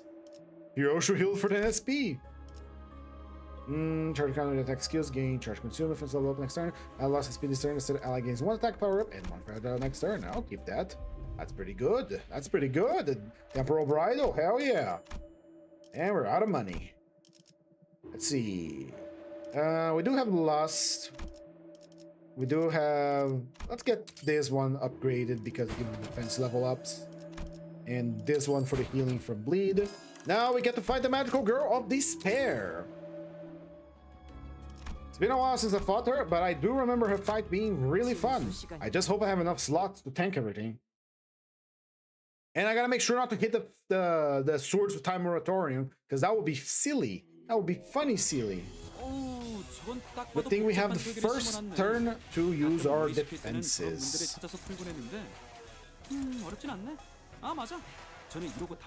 Struggling, neutral. Here we go. Lucky motherfucker.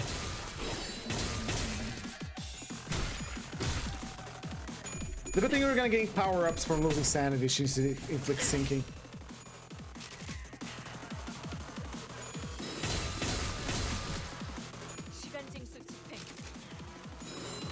I'm here for your time. Give it to me now. All right, here comes the funny little swords and the hateful creature.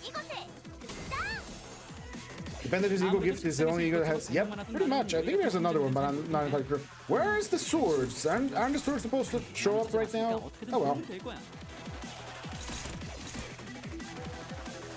Oh, let's clash and win.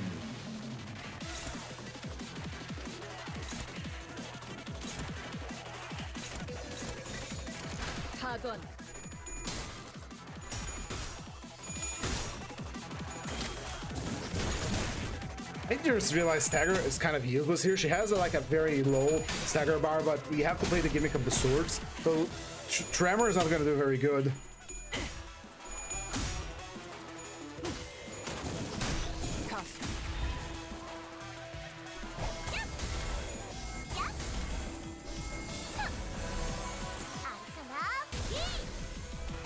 Hateful creature. There's a little gimmick you can do with her for Lobotomy Corporation to prevent her from going to what's it called, I forgot the name now, Hysteria mode. There we go, we got a stagger, but she's going to activate her second stage, and now we have to fight the swords. I think we got enough slots though. We gotta destroy this one and ignore the other ones. So this one takes extra blood damage. Perfect. Let's hit that thing. And Dawn has a T-tree ready, but that requires 10 tremor on target. Heck, you can use it. Get the thing out of here. Now I have to deal with all of these shits.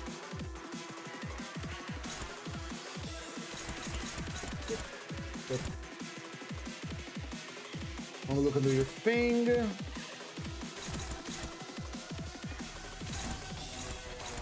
You're clashing against the hateful creature. That's a lot of attacks coming in.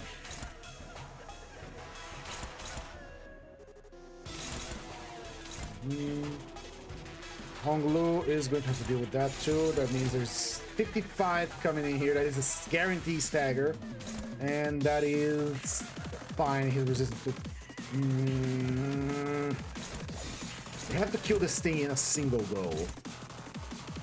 I don't think there is enough damage there for that, though. We'll give it a try. We'll give it a try. Again, if this team loses here, that's dungeon over. Remember the rules. Remember them rules. Boom. If the team dies, we end the dungeon. We go straight to the reading, and then maybe some more talking. Alright, it's almost dead. It is not going to die. Great. It didn't die for 5.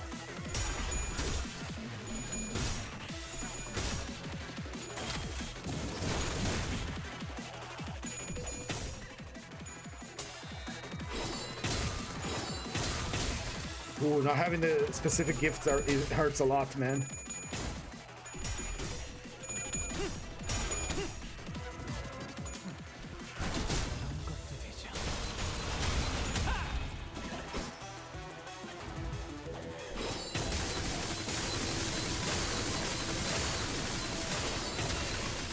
It'd be like 7 damage, yeah. That feels like 7 damage.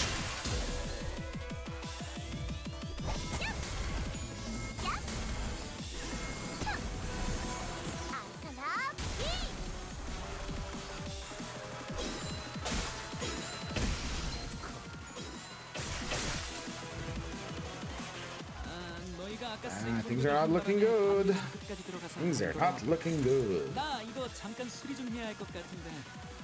We need to do 5 damage to this thing, and we need to do it like yesterday, so...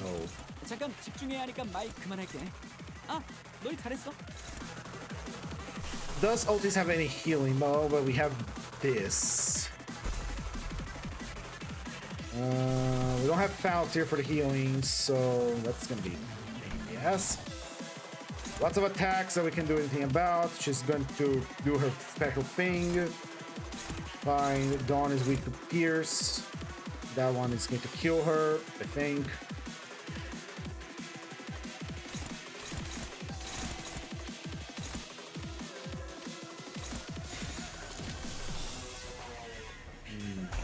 Should let Dawn handle that attack last and have Otis do something else. Otis is gonna beat this thing into the ground to the full sanity. It is time borrowed time, high stacks. We could protect someone. Dawn, that is gonna kill her if we let that go. Dawn is weak to Pierce. Can't let that happen. Cannot let that happen.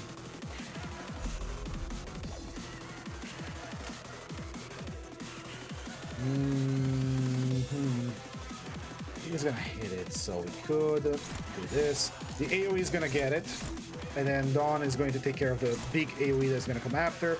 There is nothing I can do about these two, though. Not enough slots here. Yeah, you horrible creature.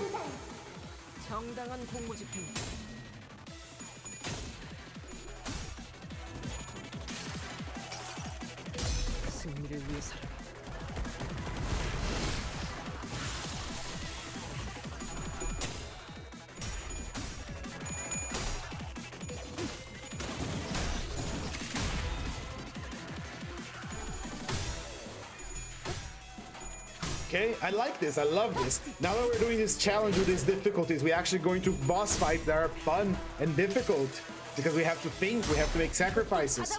And making a sacrifice with this team means losing someone permanently, so we have to be extra careful. Ow.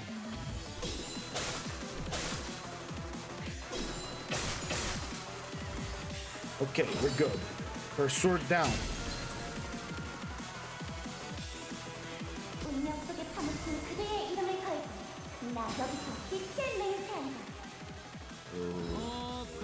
이제부터 너희들이 싸운다는 거지? Gotta get rid of that sword. Blunt resistance down. Blunt resistance 19. Okay.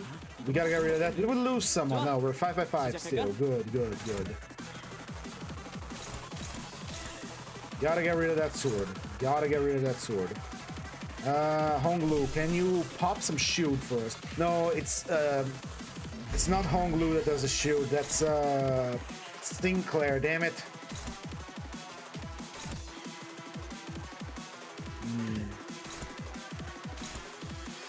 That attack is gonna be clashed last by Dawn once again. Oh, it's 3 speed. Dawn is right now. Everyone is really slow right now. God damn it. Oh, we need that healing. We need that healing. And the thing is really 1 speed, and we are all 1 speed. I could use Durante powers here, but that feels like a waste to use Pigricia here.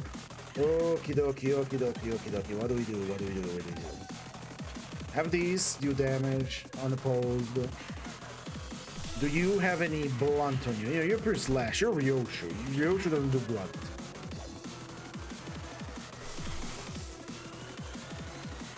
Yes, you need to win that clash.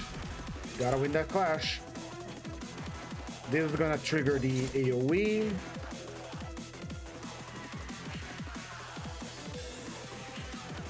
I don't think it's gonna be enough damage. A couple of attacks coming in that are gonna hurt. Like, this one is gonna stagger and kill Dawn if I allow it. This one is going to stagger Ryoshu next turn. This one is going to... Ultis can probably tank that. Maybe. It's not an AoE, so we can ignore it for now. But the problem is, these attacks here, I don't have anyone fast enough to deal with them. Fuck. Can't be losing fighters here, so... Even if I use Pigricia, it still doesn't solve the problem that these guys are slow as molasses. Let's take a step back here. We're targeting. You're all targeting Magical Girl, right? Damn it. Magical Girl, don't you have a shield? Can you tank a few attacks? Just the next turn, game can bind user can a slave. What's your passive again?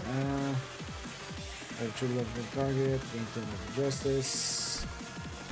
It's not many targets are not despair. Remove things around. If you can take a few hits for us, right? At 0 shield HP retreats. Okay. Okay. That's bad. 50 shield is not a lot.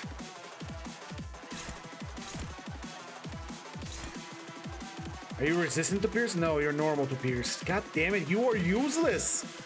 Alright, fine, let's see what we can do.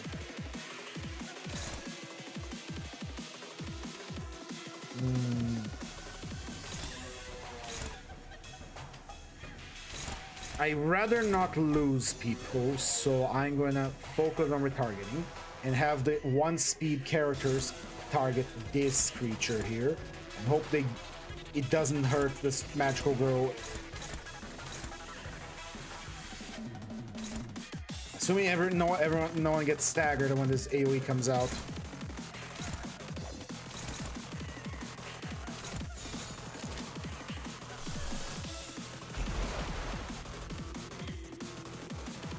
I don't like these chances are bad.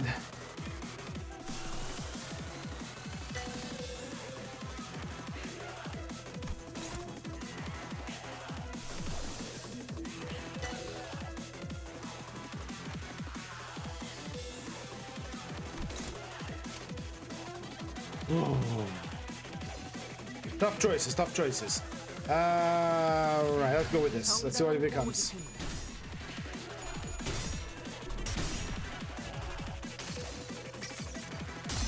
슬픔에 흔들린 나 이렇게 터져버리죠.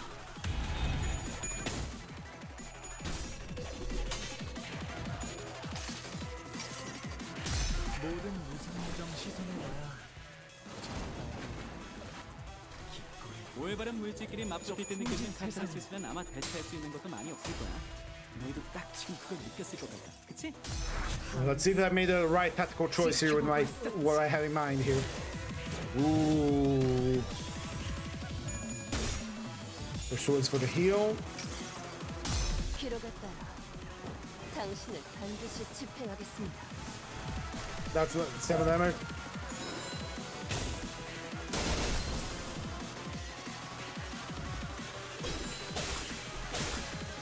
And okay, she got the shield. She's gonna fuck off because she lost the shield. Ah boy, things just went from bad to worse. We are gonna have to raw dog this, I see. 너희가 아까 생 공격을 한 바람에 바늘이 저 끝까지 들어가서 We are going to have to raw dog this. Oh boy, this is great. This is amazing. This is not bad at all. I like this. Kind of feels like I'm playing the funny thing again, the railway. Kind of nice. I like it. Alright, let's see. Leon, you still need to heal us a little bit more. You're the only healer we have, so you're gonna have to weather the storm for us, girl.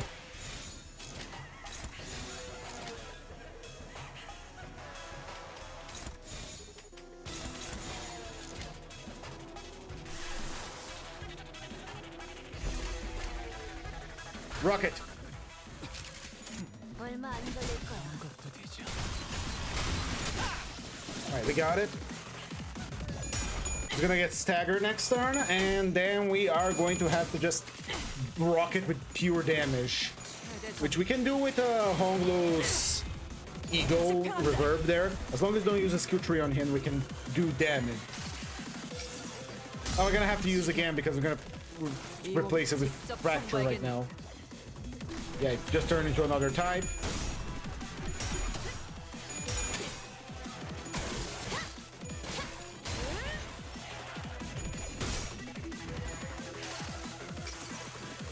기록에 따라 당신을 반드시 집행하겠습니다.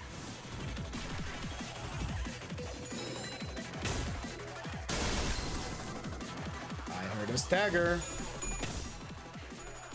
And Ryoshu continues. No, alright, good. It didn't fuck up.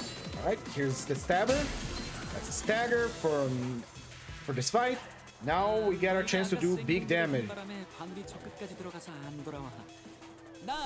The only chance we're gonna have to throw big damage, because we're probably gonna have to play the gimmick again. We're not getting any more slots, so we're always at a disadvantage in terms of turns. So let's do the best we can.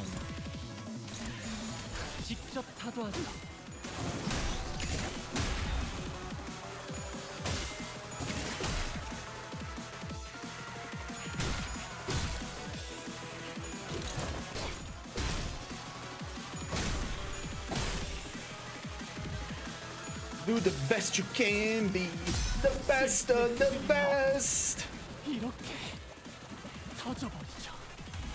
Reverb. As long as we don't use another tremor converter, we should be good. Sanity is going to the ditch though.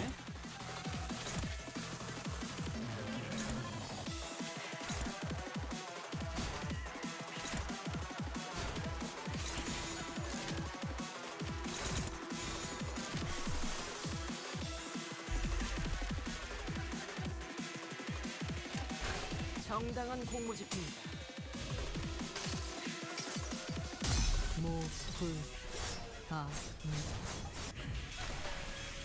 시간 징수 집행.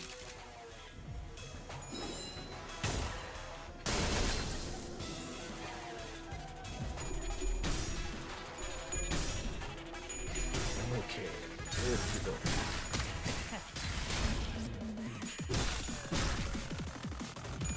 Got lots of tremor on her. That's good damage, and we got defense level downs too, which she's getting close to another stagger from pure tremor. So we're gonna have to brute force the fight. That is not a problem.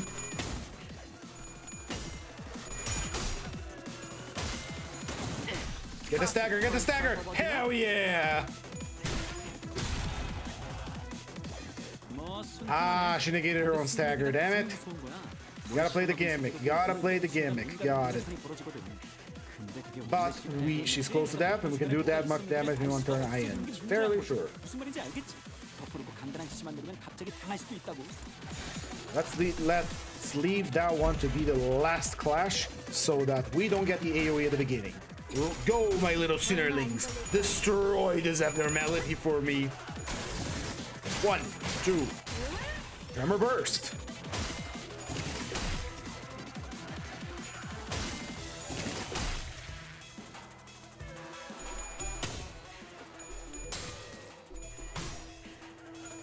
That gift that we got from the Magical Girl is coming in really in clutch right now, because giving a power up for characters that lose sanity. And oh, okay, she might mean road. Because she applies sinking and she has an unbreakable AoE, we are always losing sanity. So look at Honglu go.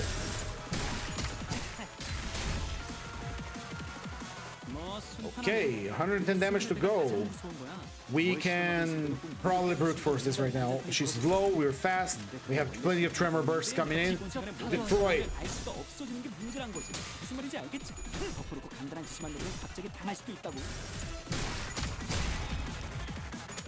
Kill, kill, kill, kill! Tremor burst! Very nice. Ooh, no one died. This is what I thought the fact was gonna go really badly. I thought it was gonna be a game over, but we overcame the difficulty. I love this. Finally made me pay attention to the mirror dungeon for once. Very fun, very nice. All right, on to the next floor. It's a skill that has to do wound damage equal to sinking. That's pretty good. That's pretty good. Max HP defense level. Floor 4, much easier, would you say? This got buffed recently, by the way. It's gonna get buffed next patch. Let's go for Addicting Lust. We deserve a little vacation on Addicting Lust. Ooh, full heal. This is my farm empties. We're not gonna go there. Sorry. We're not gonna go to my farm empties right now. Oh, with a tremor thing. And I'm feeling what the wiki told me. They don't really do much damage. The other times we use T-Corp, we also like, oh, why is it taking so long to beat the mirror dungeon with them? It's just that they don't do extra damage. They can do extra damage with the time moratorium, but it's still eating up turns. So these T-Corp units are better off as, you know, supporting other units that can do tremor with time moratorium.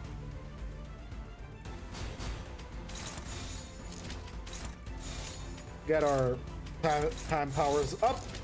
Pinching. Let's bring him down.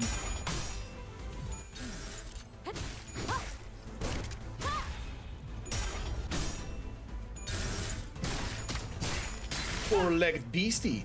Honshin, T-Corp, tax collector mode. Dawn is powering up. We got good clashes. We now just deal damage. Let the guys with the clash powers do their thing.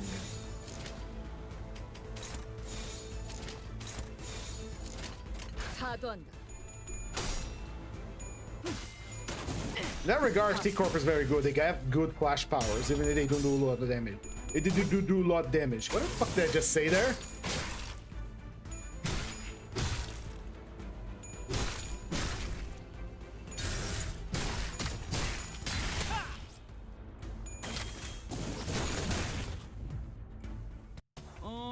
Okay, now they went into berserk mode, and so am I. We're gonna use Cavernous Whaley to convert that delicious tremor on you guys to something a little bit better. Dawn doesn't have any tremor. Does her skill tree apply tremor? It does. And we need tremor, so put it down there.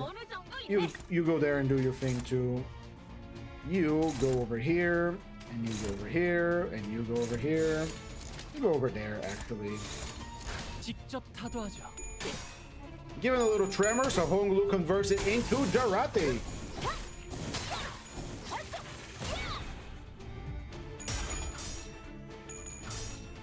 Ooh. It's difficult to win on Clash Power if the guy has like a horrendous base power like that.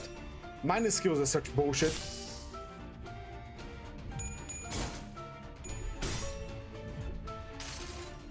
And then we convert that beautiful tremor into a, or you know, a yellowish color. 터져버리죠.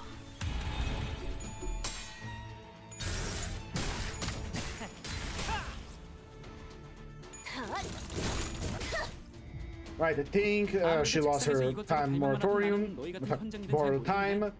Otis is about to lose her because it is at 1 count, so she's gonna gain a lot of bind next turn, and so is Dawn's. Sadly, we cannot reapply it, but like I said before, Otis can escape the weight of her sins by just using her skill tree, so it is fine. We need to apply more. You will do your thing because you're not contributing much if you don't have Clash Power right now. Sounds good to me. 얼마 안 걸릴 거야.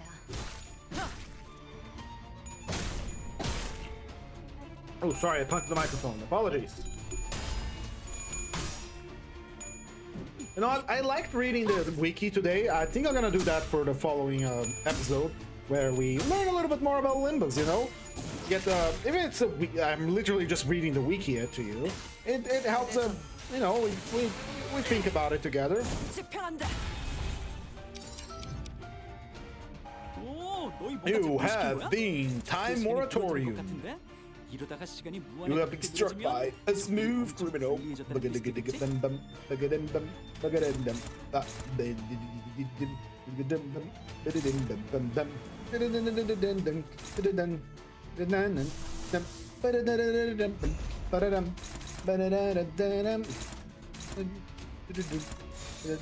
Baby.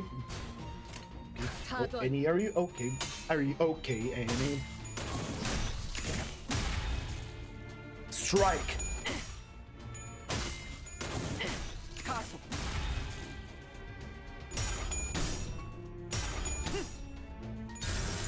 Boink, boink.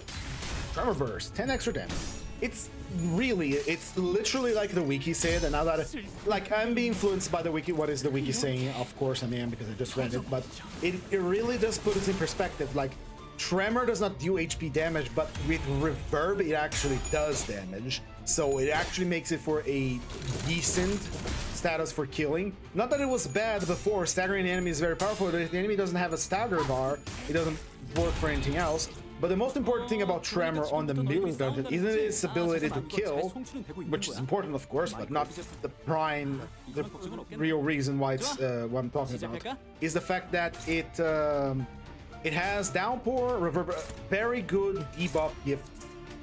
But here's the funniest thing, you know?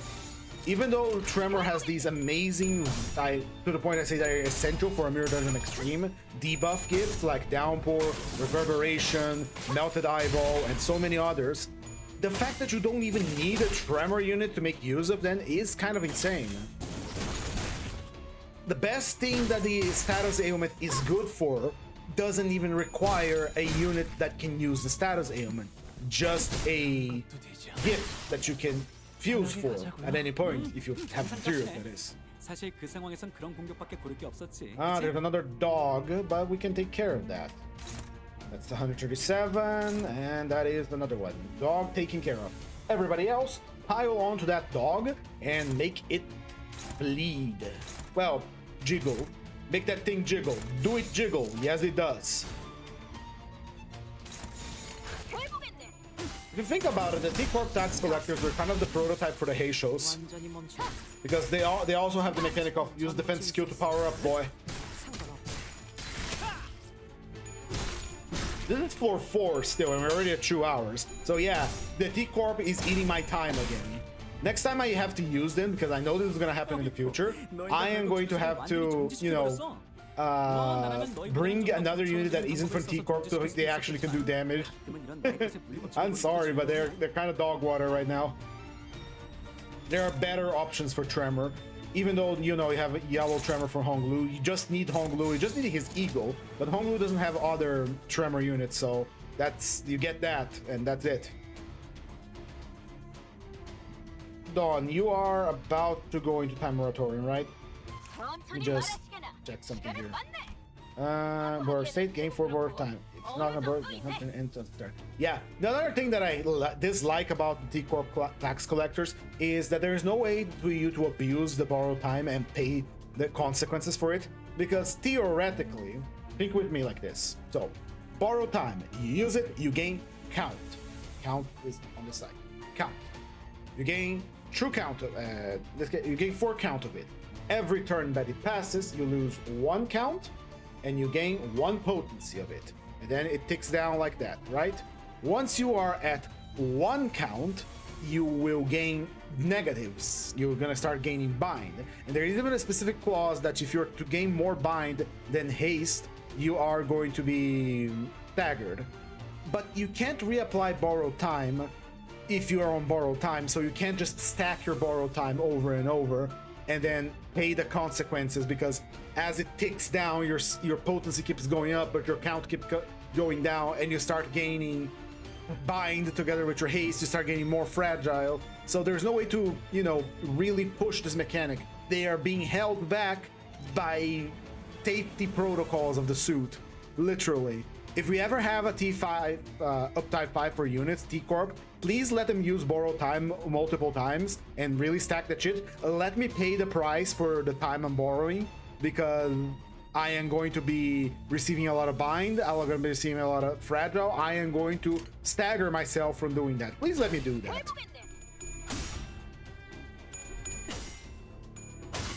Thank you for the coffee, love you. Everything alright? Alright, say so.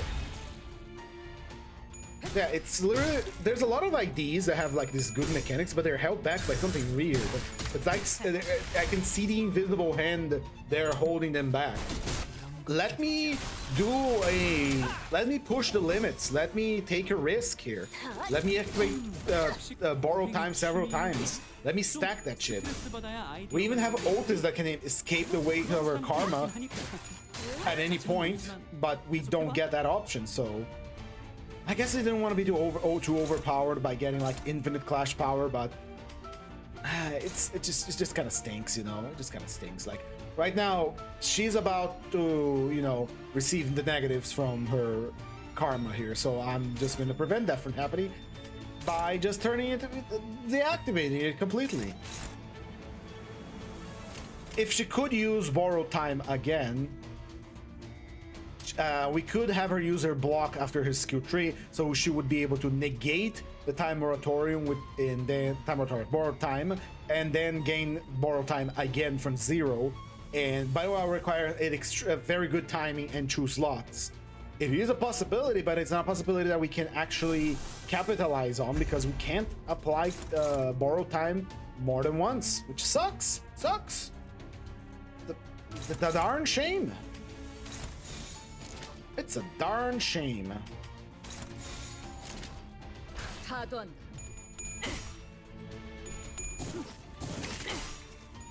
think Gregor one day will kill his mother? Probably. Most likely, you know. Time moratorium.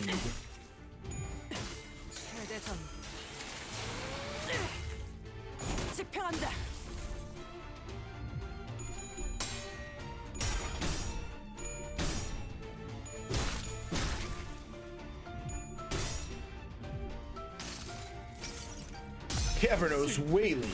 So now you take the piss. You take the piss, Tremor. Adofolia, let me ask you something. Is your name on Twitch Adofolia because of the Monster Hunter armor, or for some other reason? Because I can't really recall something about Adofolia, whatever, from something else. Not sure what. Are these guys even weak to sloth? They are resistant to sloth. We're literally dealing less damage to them. It sucks, man.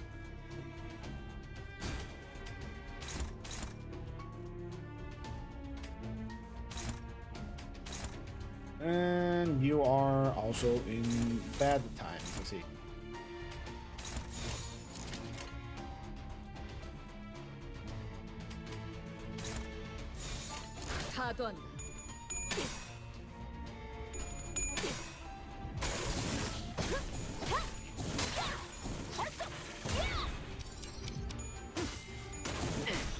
the thing because I'm a real sucker for the time effects, honestly. They look great.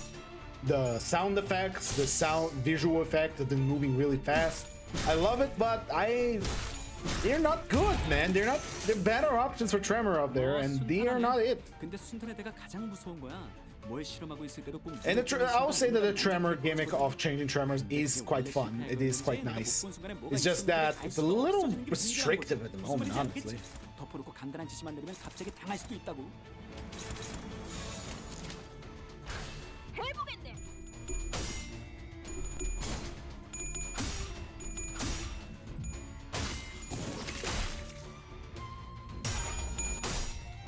T-Corp microgravity module. Where is that microgravity?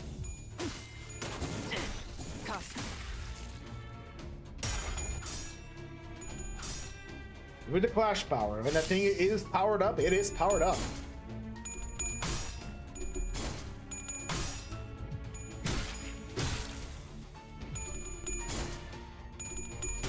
All right, let's turn that Tremor into double Tremor.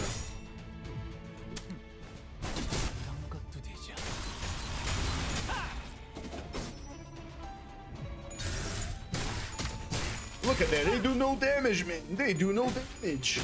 It's funny that you can still Tremor Burst a unit that is time moratorium. Very nice. That's damage, baby. 뭐 순탄하네. Kill. 근데 순탄의 대가 가장 무서운 거야. 뭘 실험하고 있을 때도 꼭 눈을 떼는 순간 온갖 난장판이 벌어지거든. 근데 그게 원래 실패할 거였는지 내가 못 본 순간에 뭐가 있었는지를 알 수가 없었는 게 문제란 거지. 무슨 말인지 알겠지? Kill. 가시란 지시만 들면 갑자기 당할 수도 있다고.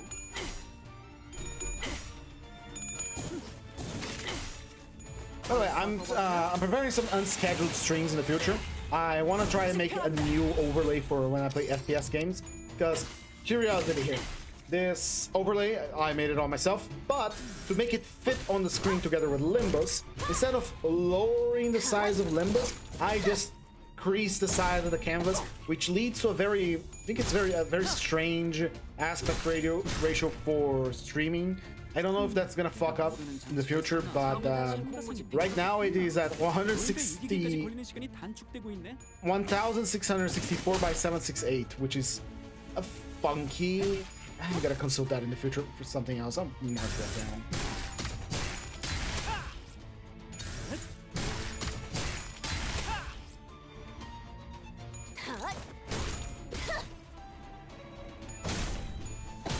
Do no damage, man, and then the thing explodes in time 이제 moratorium. 끝났네. 너희들이 원한 대로 된 거 맞지? 아 여기저기 부서진 것 같은데 저건 우리 직원들 시켜서 고쳐야겠다. 수리 대금도 받고 시민들도 금방 편해질 테고. 어? And let's see, let's try to get a random tier 2 blunt gift. They got nothing. That was the first fight of these floors. They are eating away my time again. God damn you, T-Corp. I want to play Gloomwood. 이번 업무도 여유 있게 해냈지. Gloomwood, by the way, I've been playing it again, and not streaming, but playing it. It's very good immersive sim. Highly recommend it. But it has that problem. When stealth is optional because you can just kill the enemies, why would it bother with stealth? 아, 이건 적한테 시간이 단축될 만한 능력이 있을 때 올리는 기계야. These units better? 적들이 Actually, is a really weird unit because gain count, or count push power, and count tremor count on target, inflict 2 tremor. Gain count, 4 count rush, and then consume more tremor count on self, and inflict same amount of tremor count on target. And finally, consume 8 tremor counts not gain from power, turn burst, then consume. Here's the funny thing about it. She's all about like gaining tremor, transferring to the guy, then getting the one on the guy to get it on her. Because she gains count equal tremor on count on target. But then again, she is capped by 4. There is a lot of these strange things because having this gimmick of the skill tube. So skill 1, you gain tremor equal to tremor count on the target, but you also gain some yourself, right? You gain 2 tremor count on you. And if the character has tremor count, which you inflict on him, you gain from it.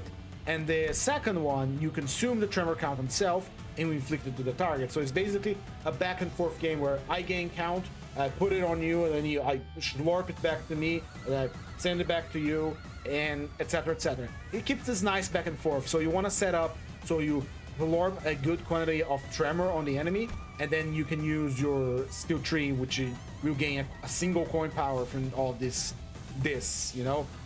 But she is limited by the amount of tremor she can gain from slurping for the character.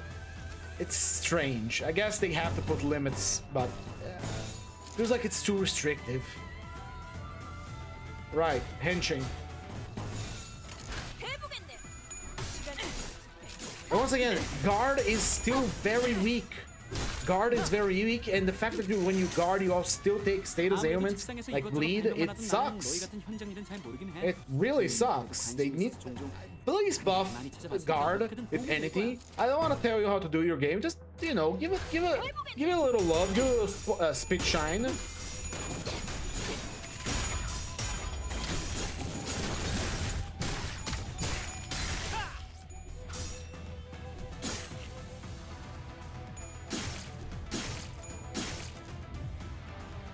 아무래도 책상에서 이것저것 발명만 하던 나는 너희 같은 현장 일은 잘 모르긴 해. 그래도 관심이 Not ready to bear the weight of her sins. This requires 10 stagger the character, but we can use it now. I don't care what to do right now. And you are paralyzed. Don't use your skill when you're paralyzed.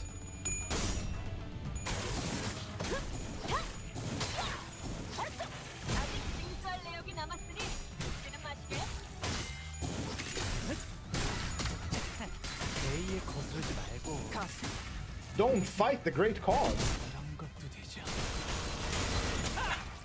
Sorry about the dogs. 모빙이 취미인가? 좀 스트레스 받아야 아이디어가 나오는 타입? 뭐 그런 사람들도 있긴 하니까. 갑 자체는 오르지만. Alright, we lost our passive here. Let's keep it going. Struggling all around. You are about to receive the weight of your sins. So, combat start. You don't have about turn time. Okay, it's a 10 combat start thing. Again, another limitation. Like I said, she could be better if it wasn't combat start. Or she could apply more of it.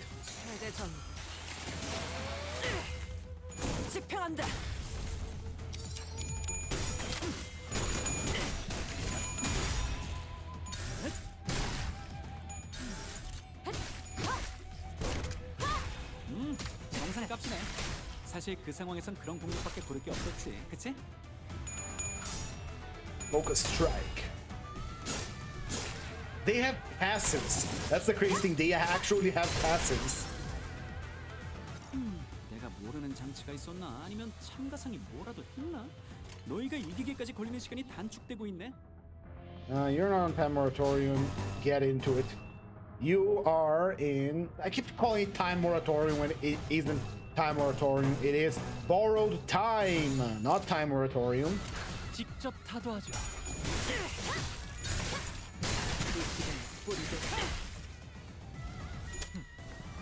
이런 것도 되죠. We need to heal these guys. They're losing some flashes, so they're, you know, getting weaker and weaker. We have generated good resources for a healing eagle, so let's pop a pursuance. Dawn is on borrowed time, and she just got started. There's no one with 10 tremor, so we can use her skill tree without triggering time moratorium. Saying proper this time. You are on borrowed time, so we want to wait until you are at least at 1. And good.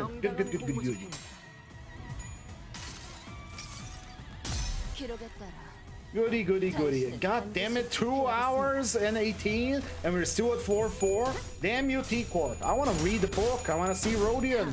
I want to see Rodion get eaten by his own anxiety because he met Columbo and he committed a crime.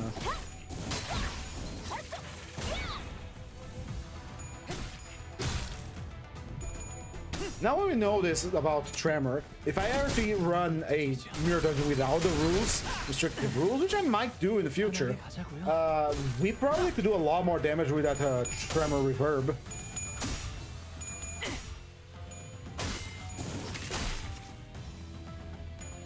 Especially with something like Time Moratorium, multiplying the damage from the Tremor burst.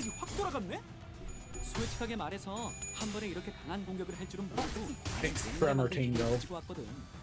뭐 정확한 수치는 몰라도 아무튼 대단한 공격을 성공한 거네. 자부심을 가져도 좋겠어. Yield. 아, 너희가 아까 생 공격을 한 바람에 바늘이 You 저 끝까지 들어가서 안 are 돌아와. still not ready. 나 So 이거 keep 잠깐 it 수리 좀 해야 할 flowing. 것 같은데. Keep it dirty. Keep it clean. There you go. Do your thing. 잠깐 집중해야 하니까 말 그만할게. 아, Okay, 너희 taking 잘했어. coin power. Tremor. You are about to lose your time to borrow time, so let's just go with a normal. I feel myself slowing down. This is a very annoying recurring theme when I use this theme, and what the fuck? Are they really not that good?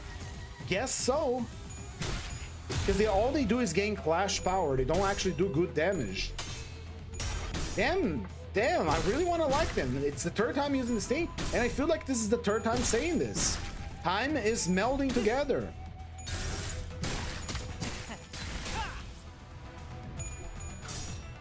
And even with an amount of clash power, they still lose it.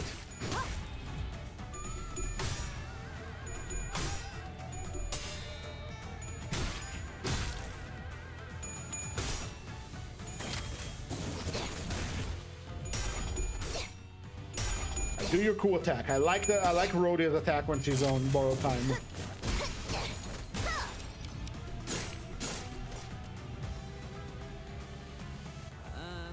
What are we looking at there? What happened? Good To go. All right. right. Dawn is on the verge of losing her borrowed time. You are going to lose your borrowed time now. 아, 너희 잘했어. Please send pictures of you wearing shirt and bog. Here we go.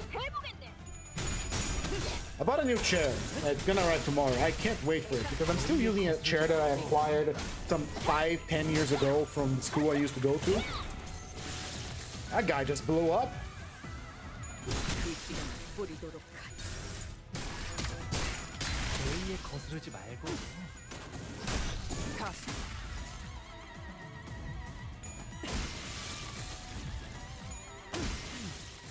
완전히 멈췄네. And goodbye, random Kurokumogun. 나 이거 잠깐 수리 좀 해야 할 것 같은데. 아, 이 옷에는 드라이버를 안 가지고 다녀. 잠깐 집중해야 하니까 말 그만할게. 아, 너희 잘했어. Now we get to torture him, even though he's staggered. They don't do a lot of damage. Again, I don't get it. Guess the clash power is cool, but if you don't do damage, you don't win fights. Yeah, well, I'm complaining far too much. Let's keep it going. Money that we don't need right now. And send anyone, really. Send Merso. Merso has a lot of blood. He's a big guy. There you go. You're fine. You can donate a little blood. Alright, let's see here what we got. We got Bell of Truth. That is going to help with our damage. That's good. Carmilla is for non-focus encounters, but I'm going to take it anyway. Because we still have another floor to go. We do have Nebulizer, but I don't think we have Pride Resonance to activate. Let me check. We have Pride. We have Pride. We do sort of have Pride. It only activates on Pride Absolute Resonance. Nah. Give me a keyword refresh for Tremor because we desperately need that. Oscillating Bracelet, thank you. And that one. Completely unknown stagger power by using both infinite skill and inflicting tremor potency. Runs by 4 tremor potency, all enemies, all parts. That is crazy good for a tier, for that tier of gift. But let's go for our bigger boys here. Melted eyeball. Thank you. Let's go for compression bandit. Kind of sucks. So let's throw that out. Try to get downpour. Downpour acquired. Hell yeah. Things are taking a turn for the best now. Maybe we'll have to do some damage. We don't use slash, so we can put this in. Biocanister Bio. That is going to be. We are geared up for some good and focused fights. If you can get a long pack like full stop by a bullet next, that is going to be sweet.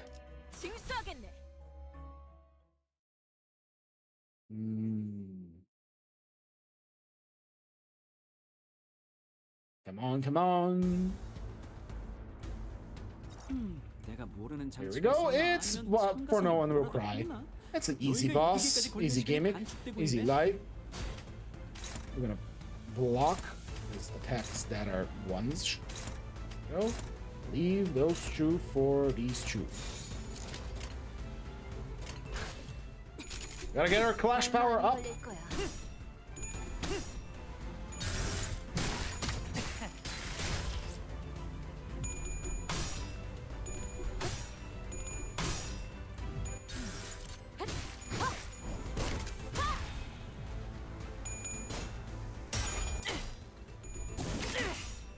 시간 징수 집행.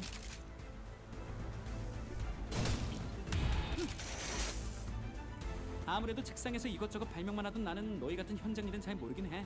I completely zoned out. Oops, sorry. 진짜 봤으니까 어떻게든 도움을 How 될 can 거야. I zone out when my public is watching me? Gotta make a fool of myself. Alright, how are we looking here? That's a decent amount of tremor. But what if there was more tremor? What if the tremor was 파도하자. yellow? What if the tremor was yellow? Let's make the tremor yellow.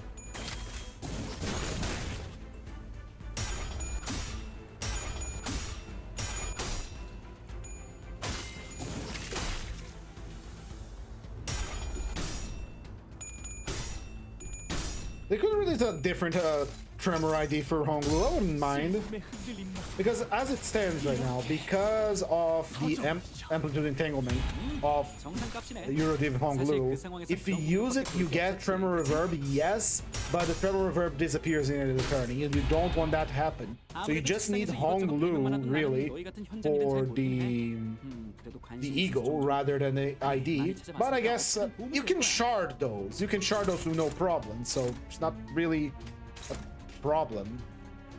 If we use Dawn's ability right now, it's gonna put the body in time moratorium. I can live with that. So it's counterintuitive, is what I'm saying. 타던.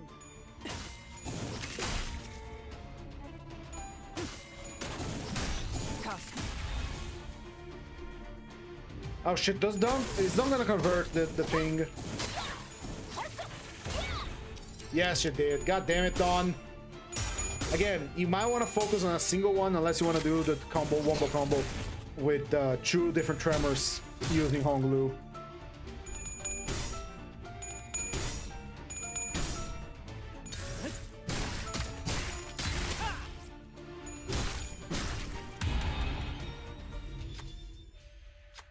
Alright, here's your talisman's back, buddy. 이번 업무도 아무래도 책상에서 여유 있게 이것저것 해냈지. 발명만 하던 Alright, 나는 너희 같은 Honglu 현장일은 잘 모르긴 해. is dead last. God damn 관심이 it. 있어서 종종 Not 많이 찾아봤으니까 ideal. 어떻게든 도움은 될 거야. Not ideal. You already lost time. No, you're about to lose borrowed time. Let's avoid the weight of your sins. Go here. You go here. Yeah, you do that. No, don't do that. Alright. Or else we're gonna lose the fecking thing again. 얼마 안 걸릴 거야. I gotta say, not a big fan of Tremor. Even knowing what it can do now, even with the mechanics fresh in my mind and now that I understand it. Not a big fan. It's a cool effect that makes a really good satisfying noise, and I particularly love it on Thumbsalt, but not a big fan, honestly. Now that I'm seeing things with a little bit more of knowledge, a bit more information. It does have a decent amount of debuffs though, and I do love my debuffs.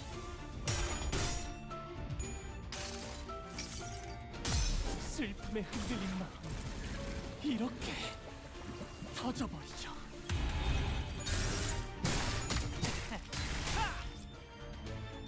All right, executing. 1, 2, 3, and 뭐 순탄하네. all right, let's do damage. 가장 무서운 거야.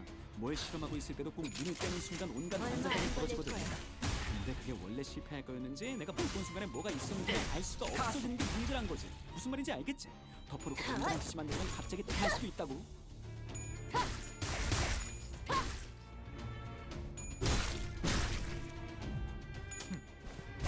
이런 것도 되죠. Bang.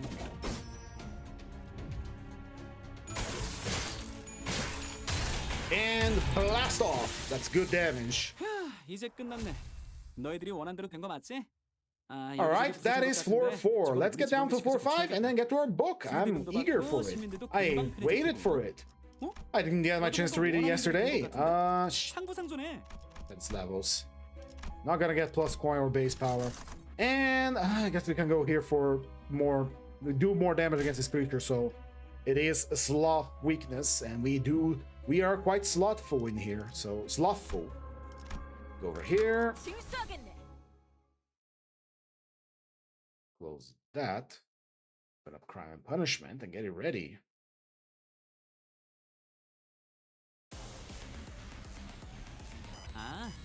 It is these cock waffles again. God damn it. Why do you keep tormenting me, you foul cretins? Fucking Rose Spanner Workshop. Your team is dog shit.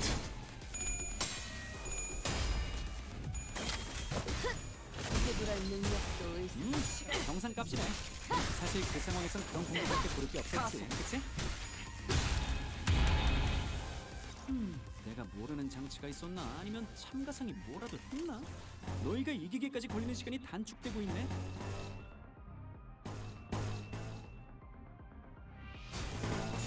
직접 타도하자.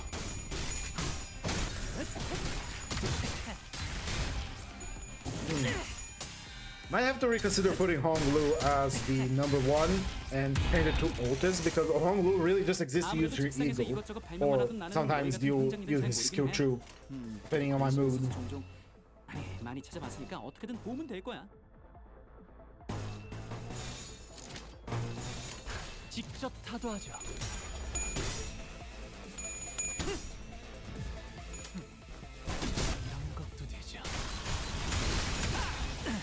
Very nice damage. The guy is weak to sloth, and you convert to the piss reverb when you do that attack, which is very nice. 옛날에 만든 기계를 가지고 왔거든.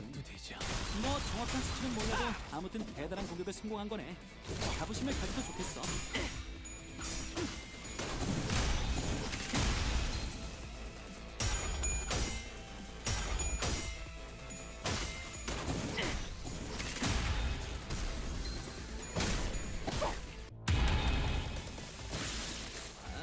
Right, one of them spontaneously exploded. It is not yet time to avoid the weight of your sins, so keep at it. 정당한 공무 집행. 잠깐 집중해야 하니까 말 그만할게. 너희 잘했어.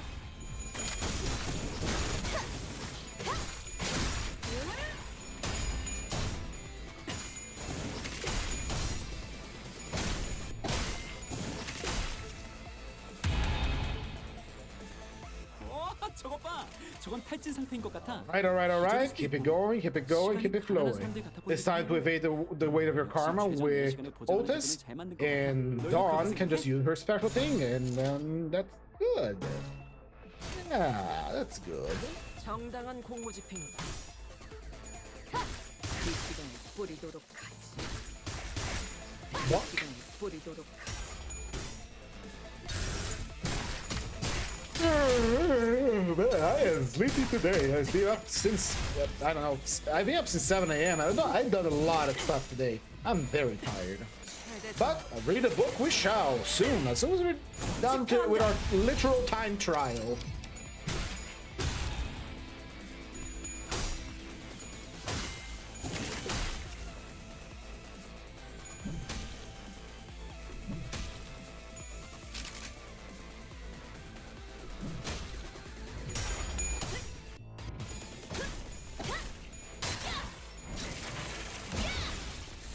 Exploded.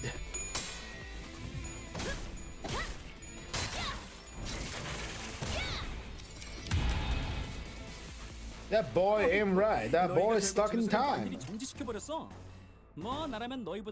Right, not yet time. Not, you can actually use it and then go time, borrow time right after, and there we go.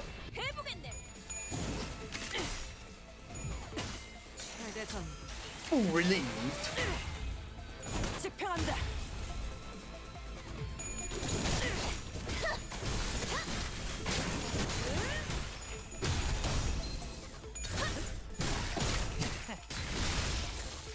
I am running out of things to say, my friends.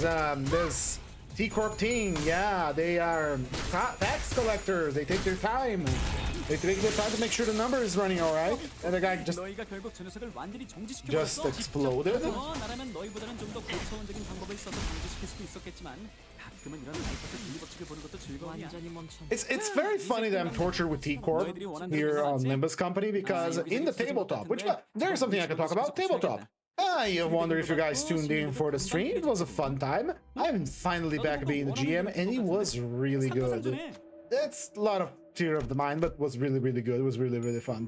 But anyway, it's very fun that I'm tortured by T-Corp in Limbus Company as well, because in the tabletop, my character, Ryunosuke, the main character, is also tortured by someone from T-Corp because I had to be the mentor for this arrogant English man-child, which is, I'm gonna call it what it is. He's just a man-child, and it's very funny because my character, again, it's a samurai. He's very honorable. He has his morals and code of conduct. This arrogant little prick from T-Corp is just a snob. It's just a nobleman slob. Snob, not slob, snob. And I have to teach him how to be good. I have to teach him how to be better. I have a contract with his father to be his mentor. It's just difficult, you know? Not difficult, like, for me to come up with lessons. I am a teacher, I know my stuff. Think I know my stuff. But it's difficult to come up with something that will get through the arrogance, you know?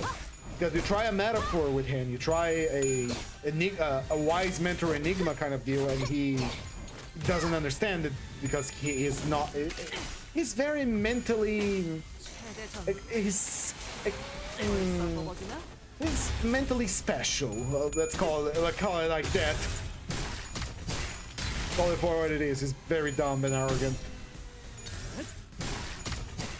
So my character is having a little bit of a difficulty with that, and it's again, he is from T-Corp. My character received as payment, sort of, a watch from T-Corp that simulates their singularity for a moment that can be used outside of the nest, which is a very expensive one, but yep.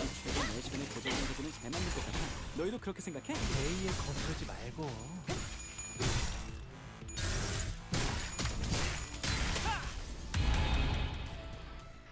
어이쿠, 너희가 결국 저 녀석을 완전히 정지시켜버렸어.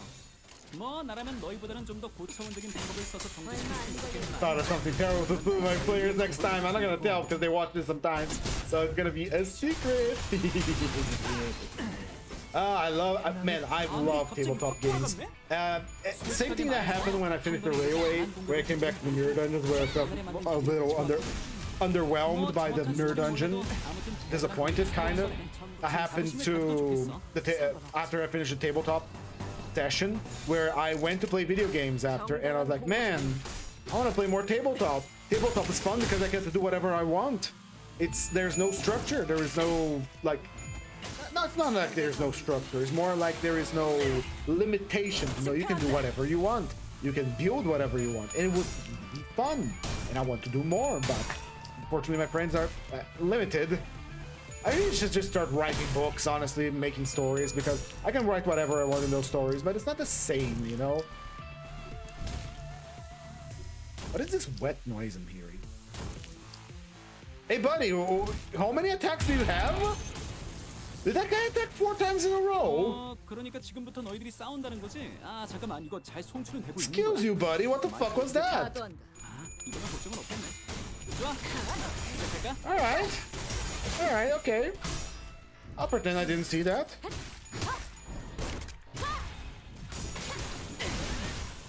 완전히 멈췄네.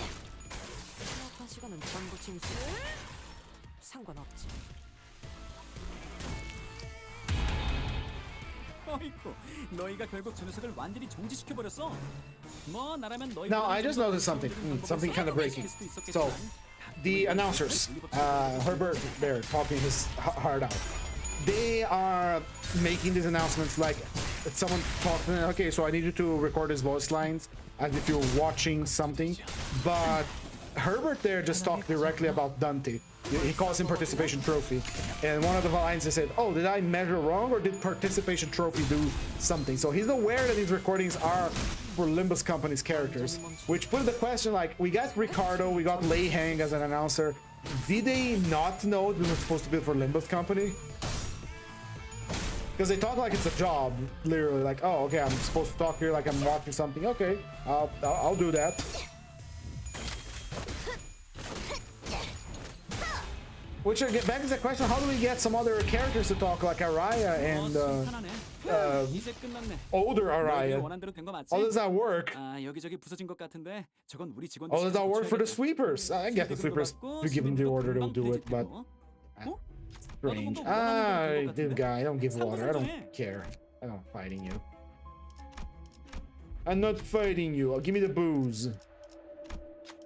Give me the booze, brother. Let's get to the boss. It's Pierce, Sloth, and Gluttony. Our favorites. Meat tenderizer. Give me Tremor.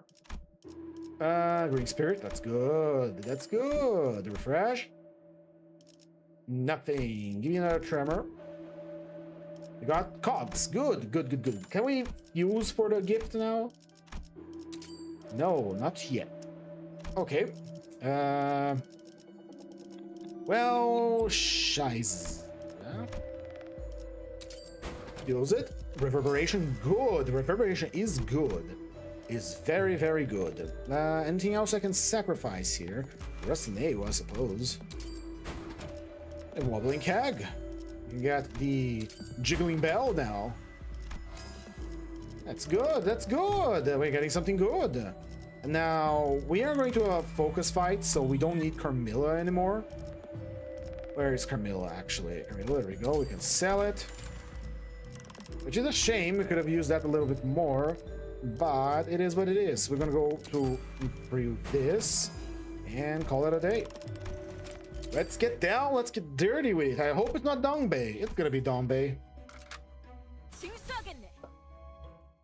I hope I don't get humiliated today as I go to the humiliation factory. It's not, it's Time Ripper. Oh, this is poetic. This is downright poetic, isn't it? Alright, I like that. I can work with it. I can get jiggy with it. Alright. Okay. How about you don't do jack?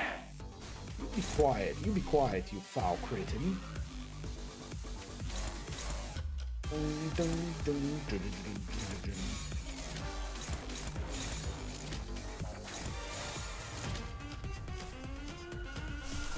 Get some passives out there. Cavernous wailing for the whales.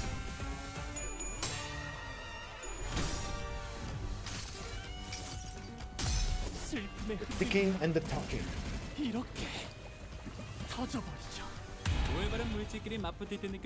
Use it again. We have the funny coin. You thought you could escape the yellow? You're getting the yellow.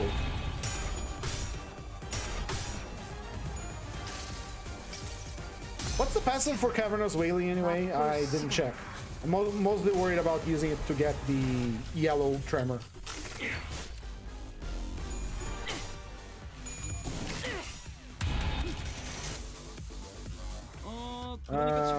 Lord Lou, what's your passive for Cavernous Wailing? When you do this skill to your tremor burst and then click offense level down, defense level down. Very nice. It's basically a pocket melted eyeball. I see, I see. Alright, let's get the... Ooh, hopeless. Hopeless. Oh no. Favored. Even with your power-ups, you're still hopeless against it? That's insane. Favored. Then we have this attack going for you, Rhodia. Rhodia, I would ask you to do us a solid and heal the rest of the team. Dawn, you'll have the opportunity to redirect that. The rest of you, please direct your attention to the staggered creatures and get them out of here.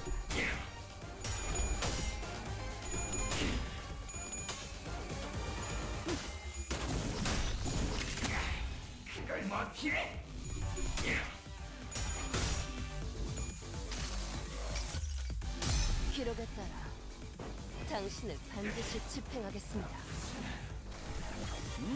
정상값이네. Use it again. Use it again. Double the healing. Double the healing. 당신을 반드시 집행하겠습니다.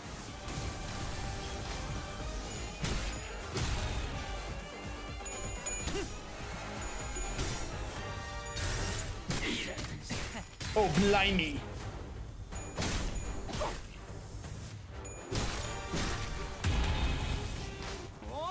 All right, little things taken care of. We now can focus our attention entirely on the Time Ripper.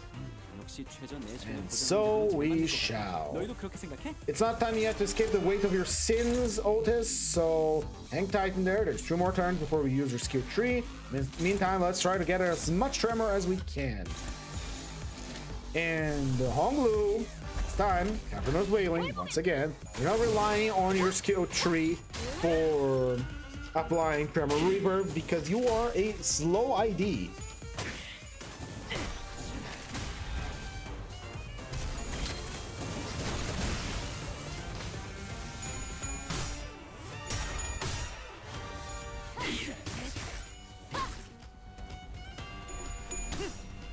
The Clash power is gone. And since we got Melted Eyeball and Downpour, we got the powerful debuff combo. It's still not helping them do extra damage, which sucks, but it is good enough for me, I suppose. Alright, he's transforming. Henshin, you can do that too. I was about to say, Time Ripper, unfortunately your previous form is much better than that. Just look goofy here. Kind of look like something I would see in Neverwinter Nights. Which, if you're triggering that part of my brain, sure, that's good, but could be better. Could be better, brother. It's time to escape your sins. Alright. And pull over here. 3. Oh, this one's time to save. It's uncollectible. Can't do anything about it. How are we in terms of time, borrowed time? We need more. So we're gonna use offset it. Let's go for the middle brain. Ego brain. Then made shame. Shame. Love after it rains. Probably don't know what the fuck I'm singing about.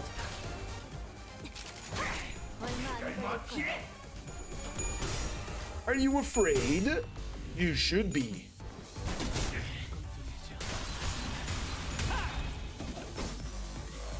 Is System of a Down even relevant nowadays? I just sang some really obscure song. God damn. I'm thinking about System of a Down again.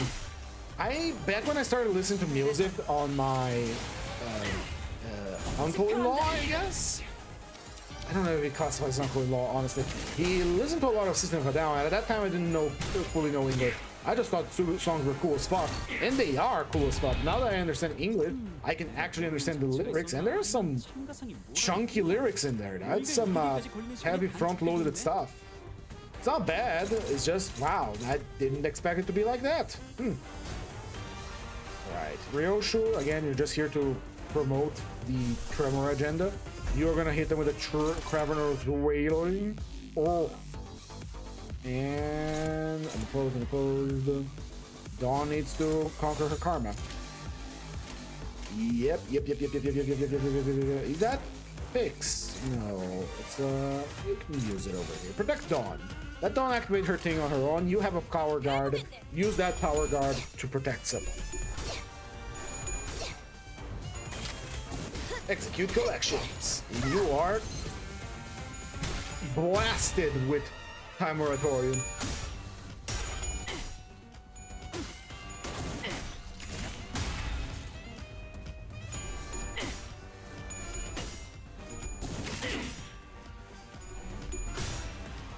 You gotta screw loose, brother.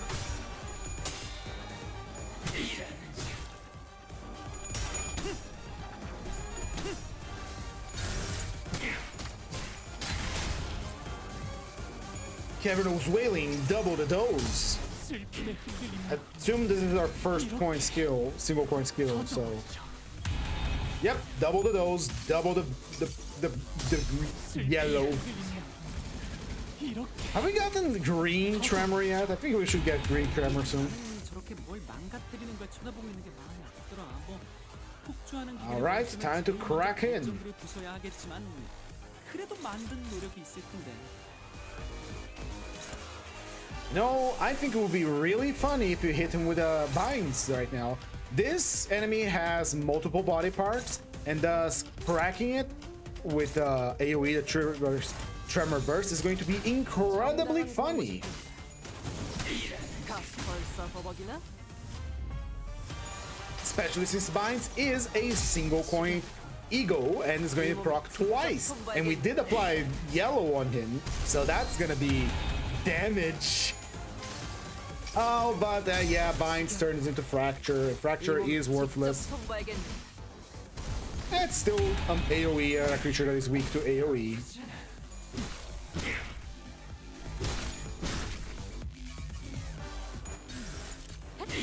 가진 놈들을 털. Potentially, you're dead. Damage time.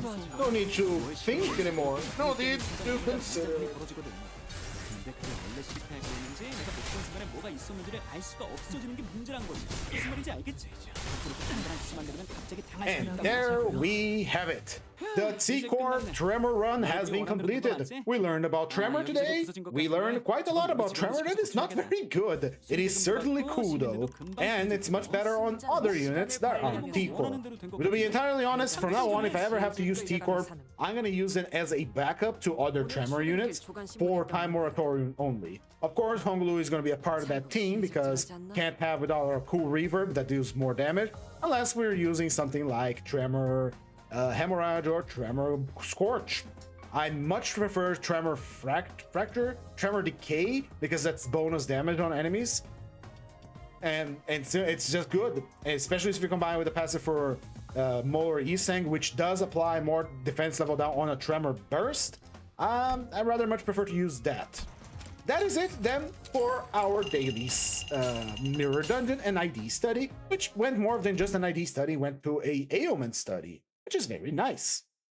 Now, we are gonna do our nerd shit. So if you're here for gameplay, it's time to go, my friends.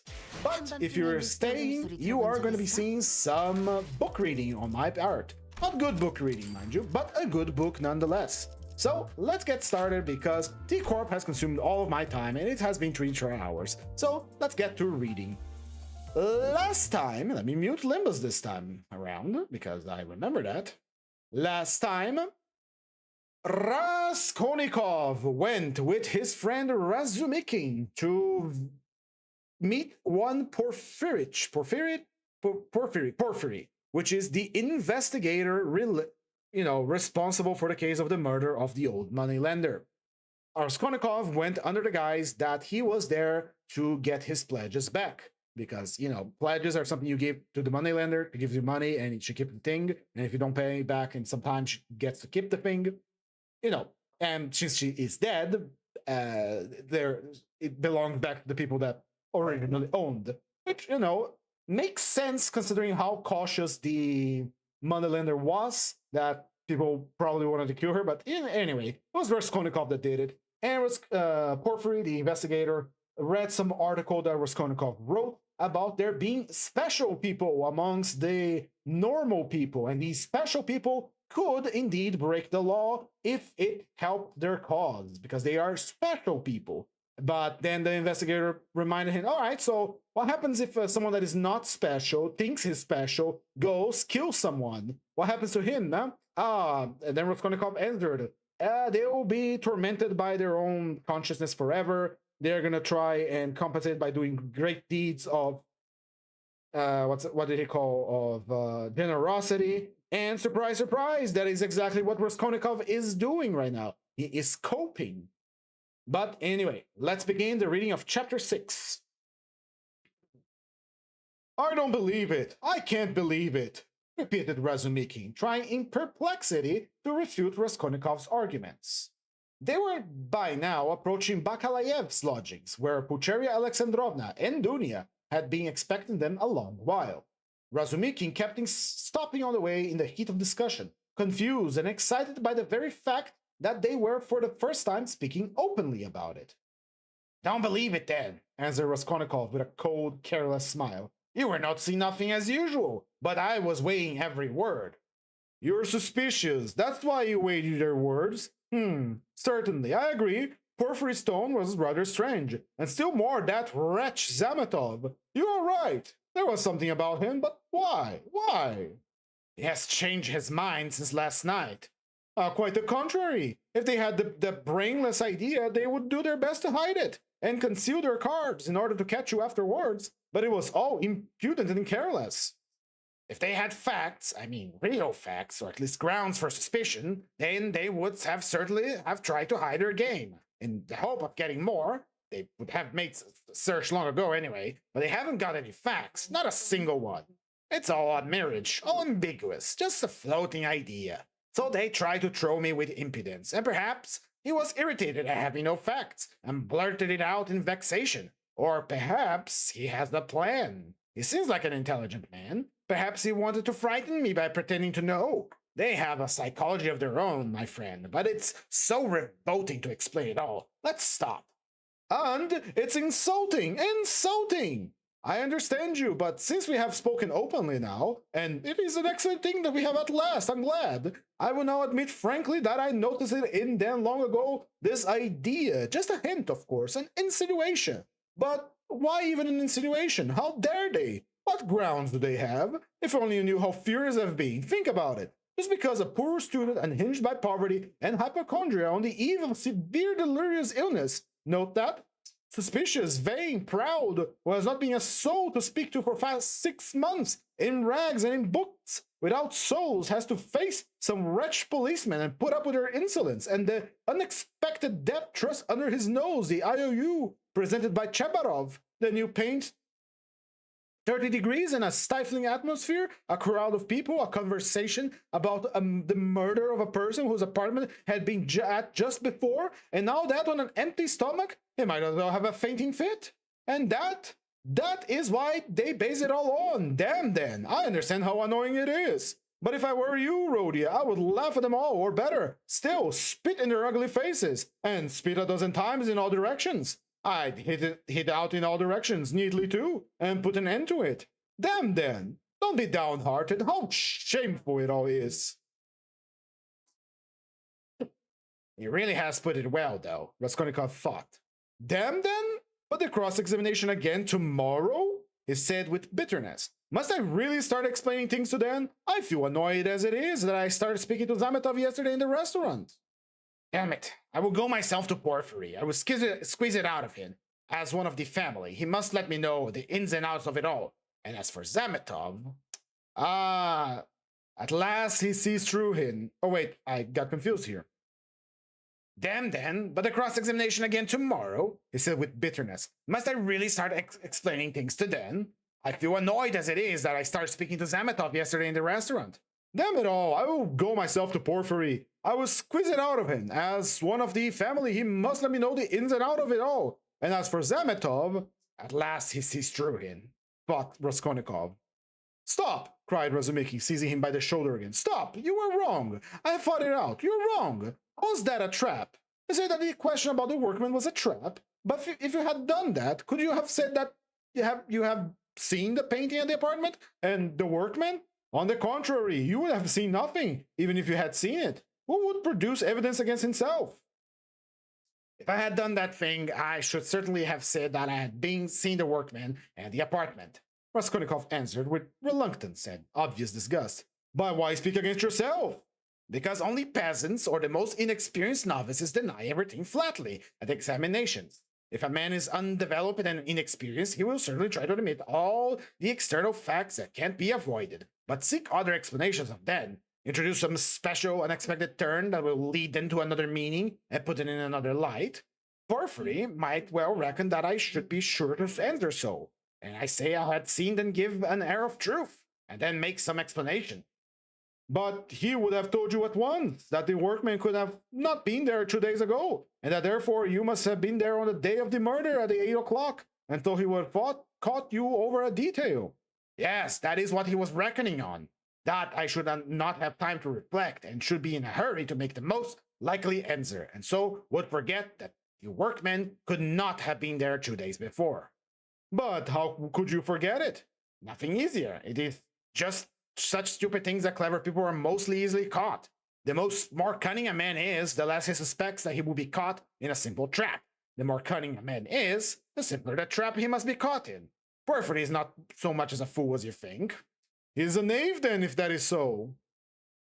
Raskolnikov could not help laughing, but at the very moment he was struck by strangeness of his own frankness, and the eagerness which he had made this explanation, though he had kept up all the preceding conversation with gloomy repulsion, obviously with a motive from necessity.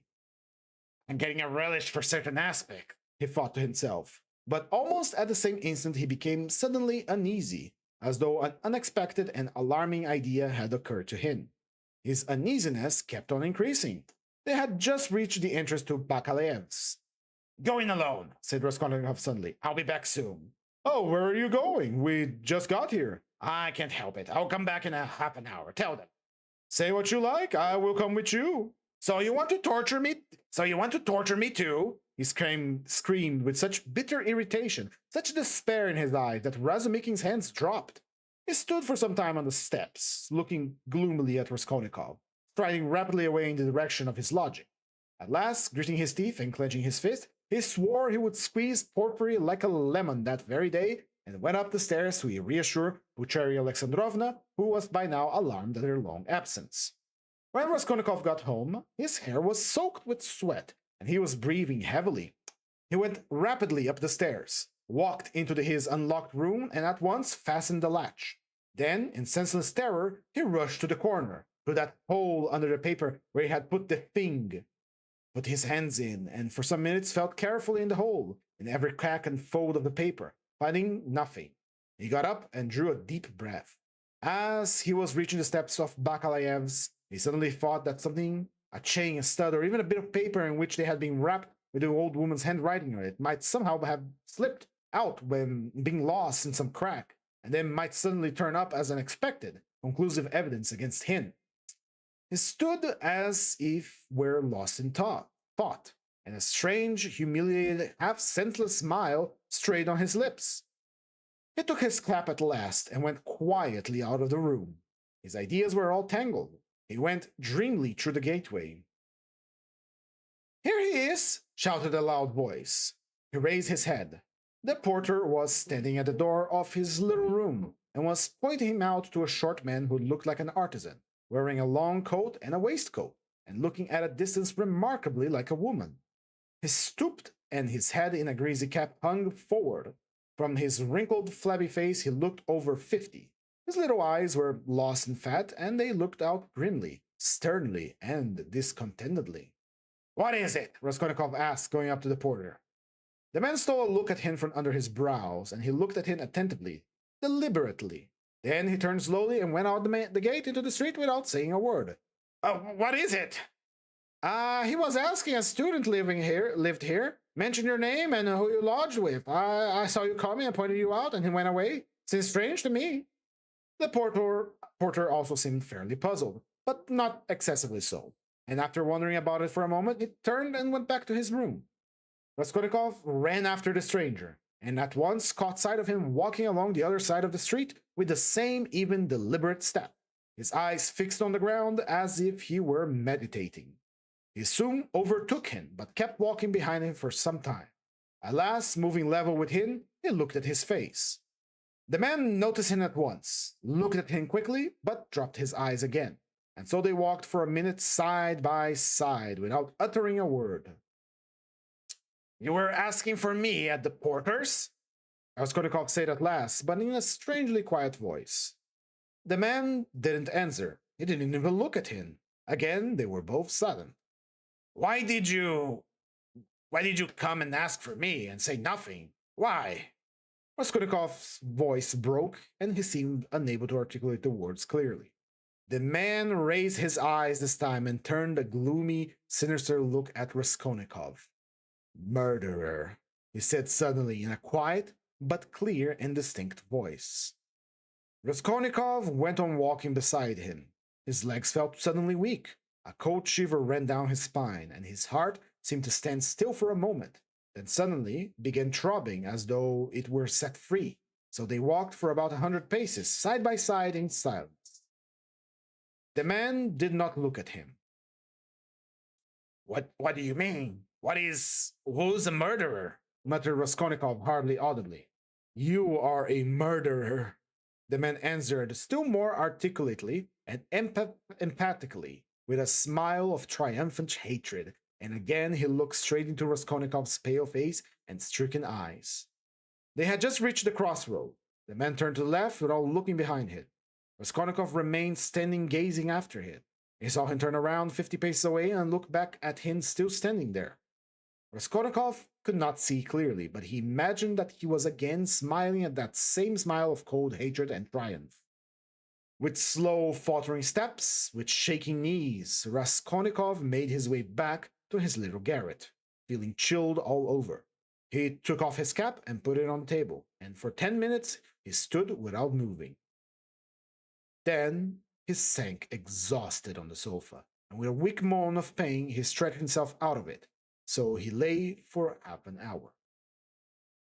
He thought of nothing. Some thoughts or fragments of thoughts, some images without order or coherence floated before his mind. Faces of people he had seen in his childhood or met somewhere else once, whom he would never have recalled. The belfry of the church at V, the billiard table in the restaurant and some opters playing billiards, the smell of cigars in some underground tobacco store, a tavern room, a back staircase, quite dark, all sloppy with dirty water and strewn with eggshells, and the Sunday bells floating in from somewhere.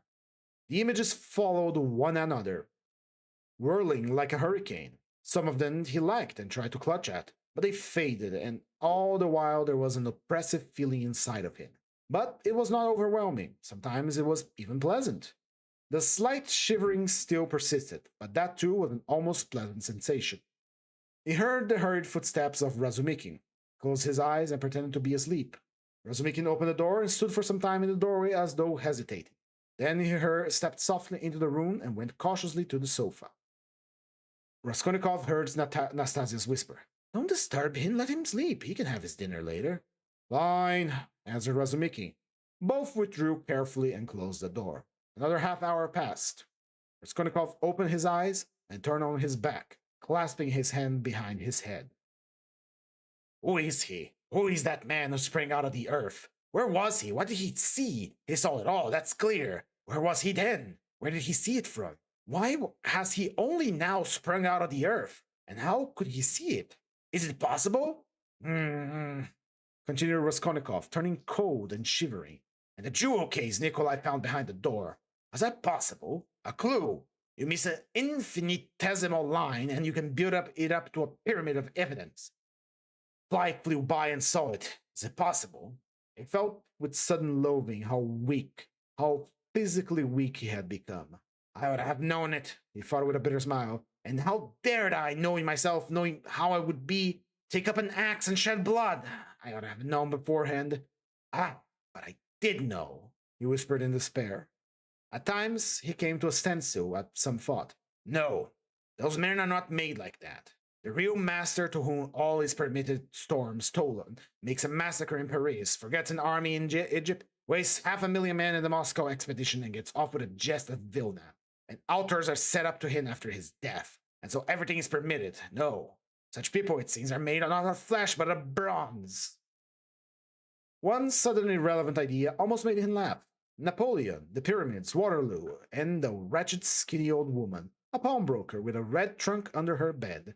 It's a nice hash for Porfiry Petrovich to digest. How can they digest it? It's too inartistic. A Napoleon creeping under a old woman's bed. How loathsome.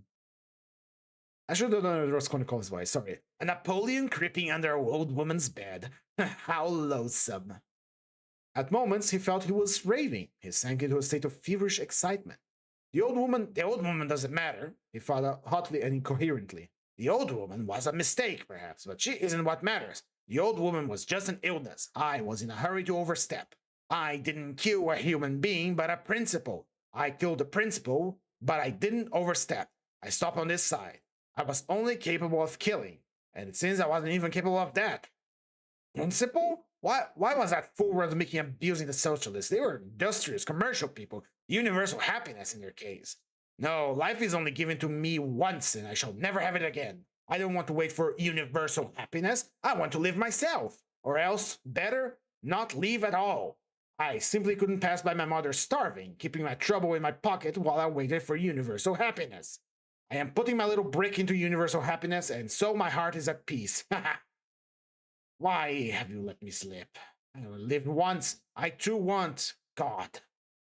Statically, I'm a louse and nothing else, he added suddenly, laughing like a madman. Yes, I'm definitely a louse, he went on, clutching at the idea, gloating over it, and playing with it with vindictive pleasure. In the first place, because I can reason that I am one, and secondly, because for a month past I have been troubling benevolent Providence, calling it to witness that I didn't do it for my own fleshy lusts, but with a grand and noble object. Thirdly, because I aim to carry it out as justly as possible, waiting, measuring, and calculating. Of all the lies I picked up out the most useless one and proposed to take from her only as much as I needed for the first step. No more, no less. So the rest would have gone to a monastery according to her will. And the thing which really shows that I am a louse, he added, grinding his teeth, is that I am perhaps viler and more loathsome than the louse I killed, and I felt beforehand that I would tell myself so after I killed her. Can anything be compared with horror of that? The vulgarity, the abjectness. I understand the prophet with his saber on his steed. Allah commands, and trembling creation must obey. The prophet is right. He is right when he sets a battery across the street and blows up the innocent and the guilty without explaining. It's for you to obey, trembling creation, and not to have desires. That's not for you. I shall never, never forgive the old woman. His hair was soaked with sweat. His quivering lips were parched. His eyes were fixed on the ceiling. Mother, sister, how I loved them. Why do I hate them now? Yes, I hate them. I feel a physical hatred for them. I could bear to have them near me. I went up to my mother and kissed her, I remember, to embrace her and think if she only knew. Shall I tell her then? That's just what I might do. She must be the same as I am, he added, straining himself to think, as it were struggling with delirium. Oh, and how I hate the old woman now. I feel I would kill her again if she came to life. Poor Lizaveta, why did she come in? It's strange, though. Why is it I scarcely ever think of her as though I hadn't killed her? Lizaveta, Sonia, poor gentle things with gentle eyes, dear women. Why don't they weep? Why don't they moan? They give up everything. Their eyes are soft and gentle. Sonia, Sonia, gentle Sonia. He lost consciousness. It seemed strange to him that he didn't remember how he got into the street. It was late in the evening. The twilight had fallen and the full moon was shining more and more brightly. But there was a peculiar breathlessness in the air. There were crowds of people in the street. Workmen and business people were making their way home. Other people had come out for a walk. There was a smell of mortar, dust, and stagnant water. Raskolnikov walked along, mournful and anxious. He was definitely aware of having come out with a purpose, of having to do something in a hurry. But what if was he had forgotten? Suddenly he stood still and saw a man standing on the other side of the street, beckoning to him. He crossed over, but at once the man turned and walked away with his head hanging, as though he had made no sign to him. Hold on, did he really beckon? Raskolnikov wondered, but he tried to overtake him. When he was within 10 paces, he recognized him and was frightened. It was the same man with stooping shoulders and the long coat. Raskolnikov followed him at a distance. His heart was beating. Then went down a turning. The man still did not look around. Does he know I'm following him? Thought Raskolnikov. The man went into the gateway of a big house. Raskolnikov hastened to the gate and looked in to see whether he would look round and make a sign to him. In the courtyard, the man did turn round and again seemed to beckon him. Raskolnikov at once followed him to the yard, but the man was gone. He must have gone up the first staircase. Raskolnikov rushed after him. He heard slow, measured steps 2 flights above. The staircase seemed strangely familiar. He reached the window of the first floor. The moon shone through the panes with a melancholy and mysterious light. Then he reached the second floor. Bah, this is the apartment where the painters were at work. But now was it that he did not recognize it at once? The steps of the men above had died away. Something must have stopped or hidden somewhere. He reached the third floor. Should he go on? There was a stillness that was dreadful, but he went on. Sound of his own footsteps scared and frightened him. How dark it was! The man must be hiding in some corner here. Ah, the apartment was standing wide open. He hesitated and went in.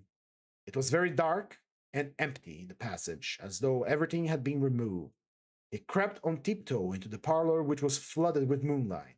Everything there was as before: the chairs, the looking-glass, the yellow sofa, and the pictures in the frames. A huge, round, copper-red moon looked in at the windows. It's the moon that makes it so still, weaving some mystery, thought Raskolnikov. He stood and waited a long while, and the more silent the moonlight, the more violently his heart beat, until it grew painful. And still the same hush. Suddenly, he heard a momentary sharp crack like the snapping of a splinter, and all was still again. A fly flew up suddenly and struck the window pane with a plaintive buzz. At that moment he noticed in the corner between the window and the little cupboard something like a cloak hanging on the wall. Why is that cloak there? He thought. It wasn't there before. He went up to it quietly and felt that there was someone hiding behind it. He cautiously moved the cloak and saw, sitting on a chair in the corner, the old woman bent double so that he couldn't see her face. But it was she. He stood over her. He's afraid, he thought. He stealthily took the axe from the noose and struck her one blow, then another on the skull. But strange to say, she did not stir, as though she were made out of wood. He was frightened, bent down nearer and tried to look at her, but she too bent her head lower. He bent right down to the ground and peeped up into her face from below. He peeped and turned cold with horror. The old woman was sitting and laughing, shaking with noiseless laughter, doing her best to prevent him from hearing it. Suddenly he imagined that the door from the bedroom was ajar, and there was laughter and whispering inside. He was overcome with frenzy, and he began hitting the old woman on the head with all of his strength. But at every blow of the axe, the laughter and whispering from the bedroom grew louder, and the old woman was actually shaking with amusement. He was rushing away, but the passage was full of people. The doors of the apartment stood open, on the landing, on the stairs, and everywhere below there were people, rows of heads all looking but huddled together in silence and expectation. Something gripped his heart. His legs were rooted to the spot. They would not move. He tried to scream, and then he woke up. He drew a deep breath, but his dream seemed to persist strangely. His door was flung open, and a man whom he had never seen stood in the doorway, watching him intently. Raskolnikov had hardly opened his eyes, and he instantly closed them again. He lay on his back without stirring. Is this still a dream? He wondered, and again raised his eyelids almost imperceptibly. The stranger was standing in the same place, still watching him. He stepped cautiously into the room, carefully closing the door after him. Went up to the table, paused a moment, still keeping his eyes on Raskolnikov, and noiselessly seated himself on the chair by the sofa. He put his hat on the floor beside him and leaned his hands on his cane and his chin on his hands. It was evident that he was prepared to wait indefinitely. As far as Raskolnikov could make out from his stolen glances, he was stout, with a full, fair, almost whitish beard. 10 minutes passed. It was still light, but dusk was just falling. There was a complete stillness in the room. Not a sound came from the stairs, when the big fly buzzed and fluttered against the window pane. Finally, it became unbearable. Raskolnikov suddenly got up and sat on the sofa. Come, tell me what you want. I knew you weren't asleep, just pretending, the stranger answered oddly, laughing calmly. Arkady Ivanovich Svidrigailov. Allow me to introduce myself. We are about to enter part 4 on next stream. That is it for today. Our boy Rodia is having some nightmares, apparently. We stop at page 247. So, with that said, all complete, mirror dungeon, time consumed by T-Corp. That is it for the stream, my friends. If you enjoyed the stream, please recommend it to your friends. But if you didn't, please recommend it to your enemies. Thank you all so much for watching. Sweet kisses and goodbye. Mwah. Bye-bye.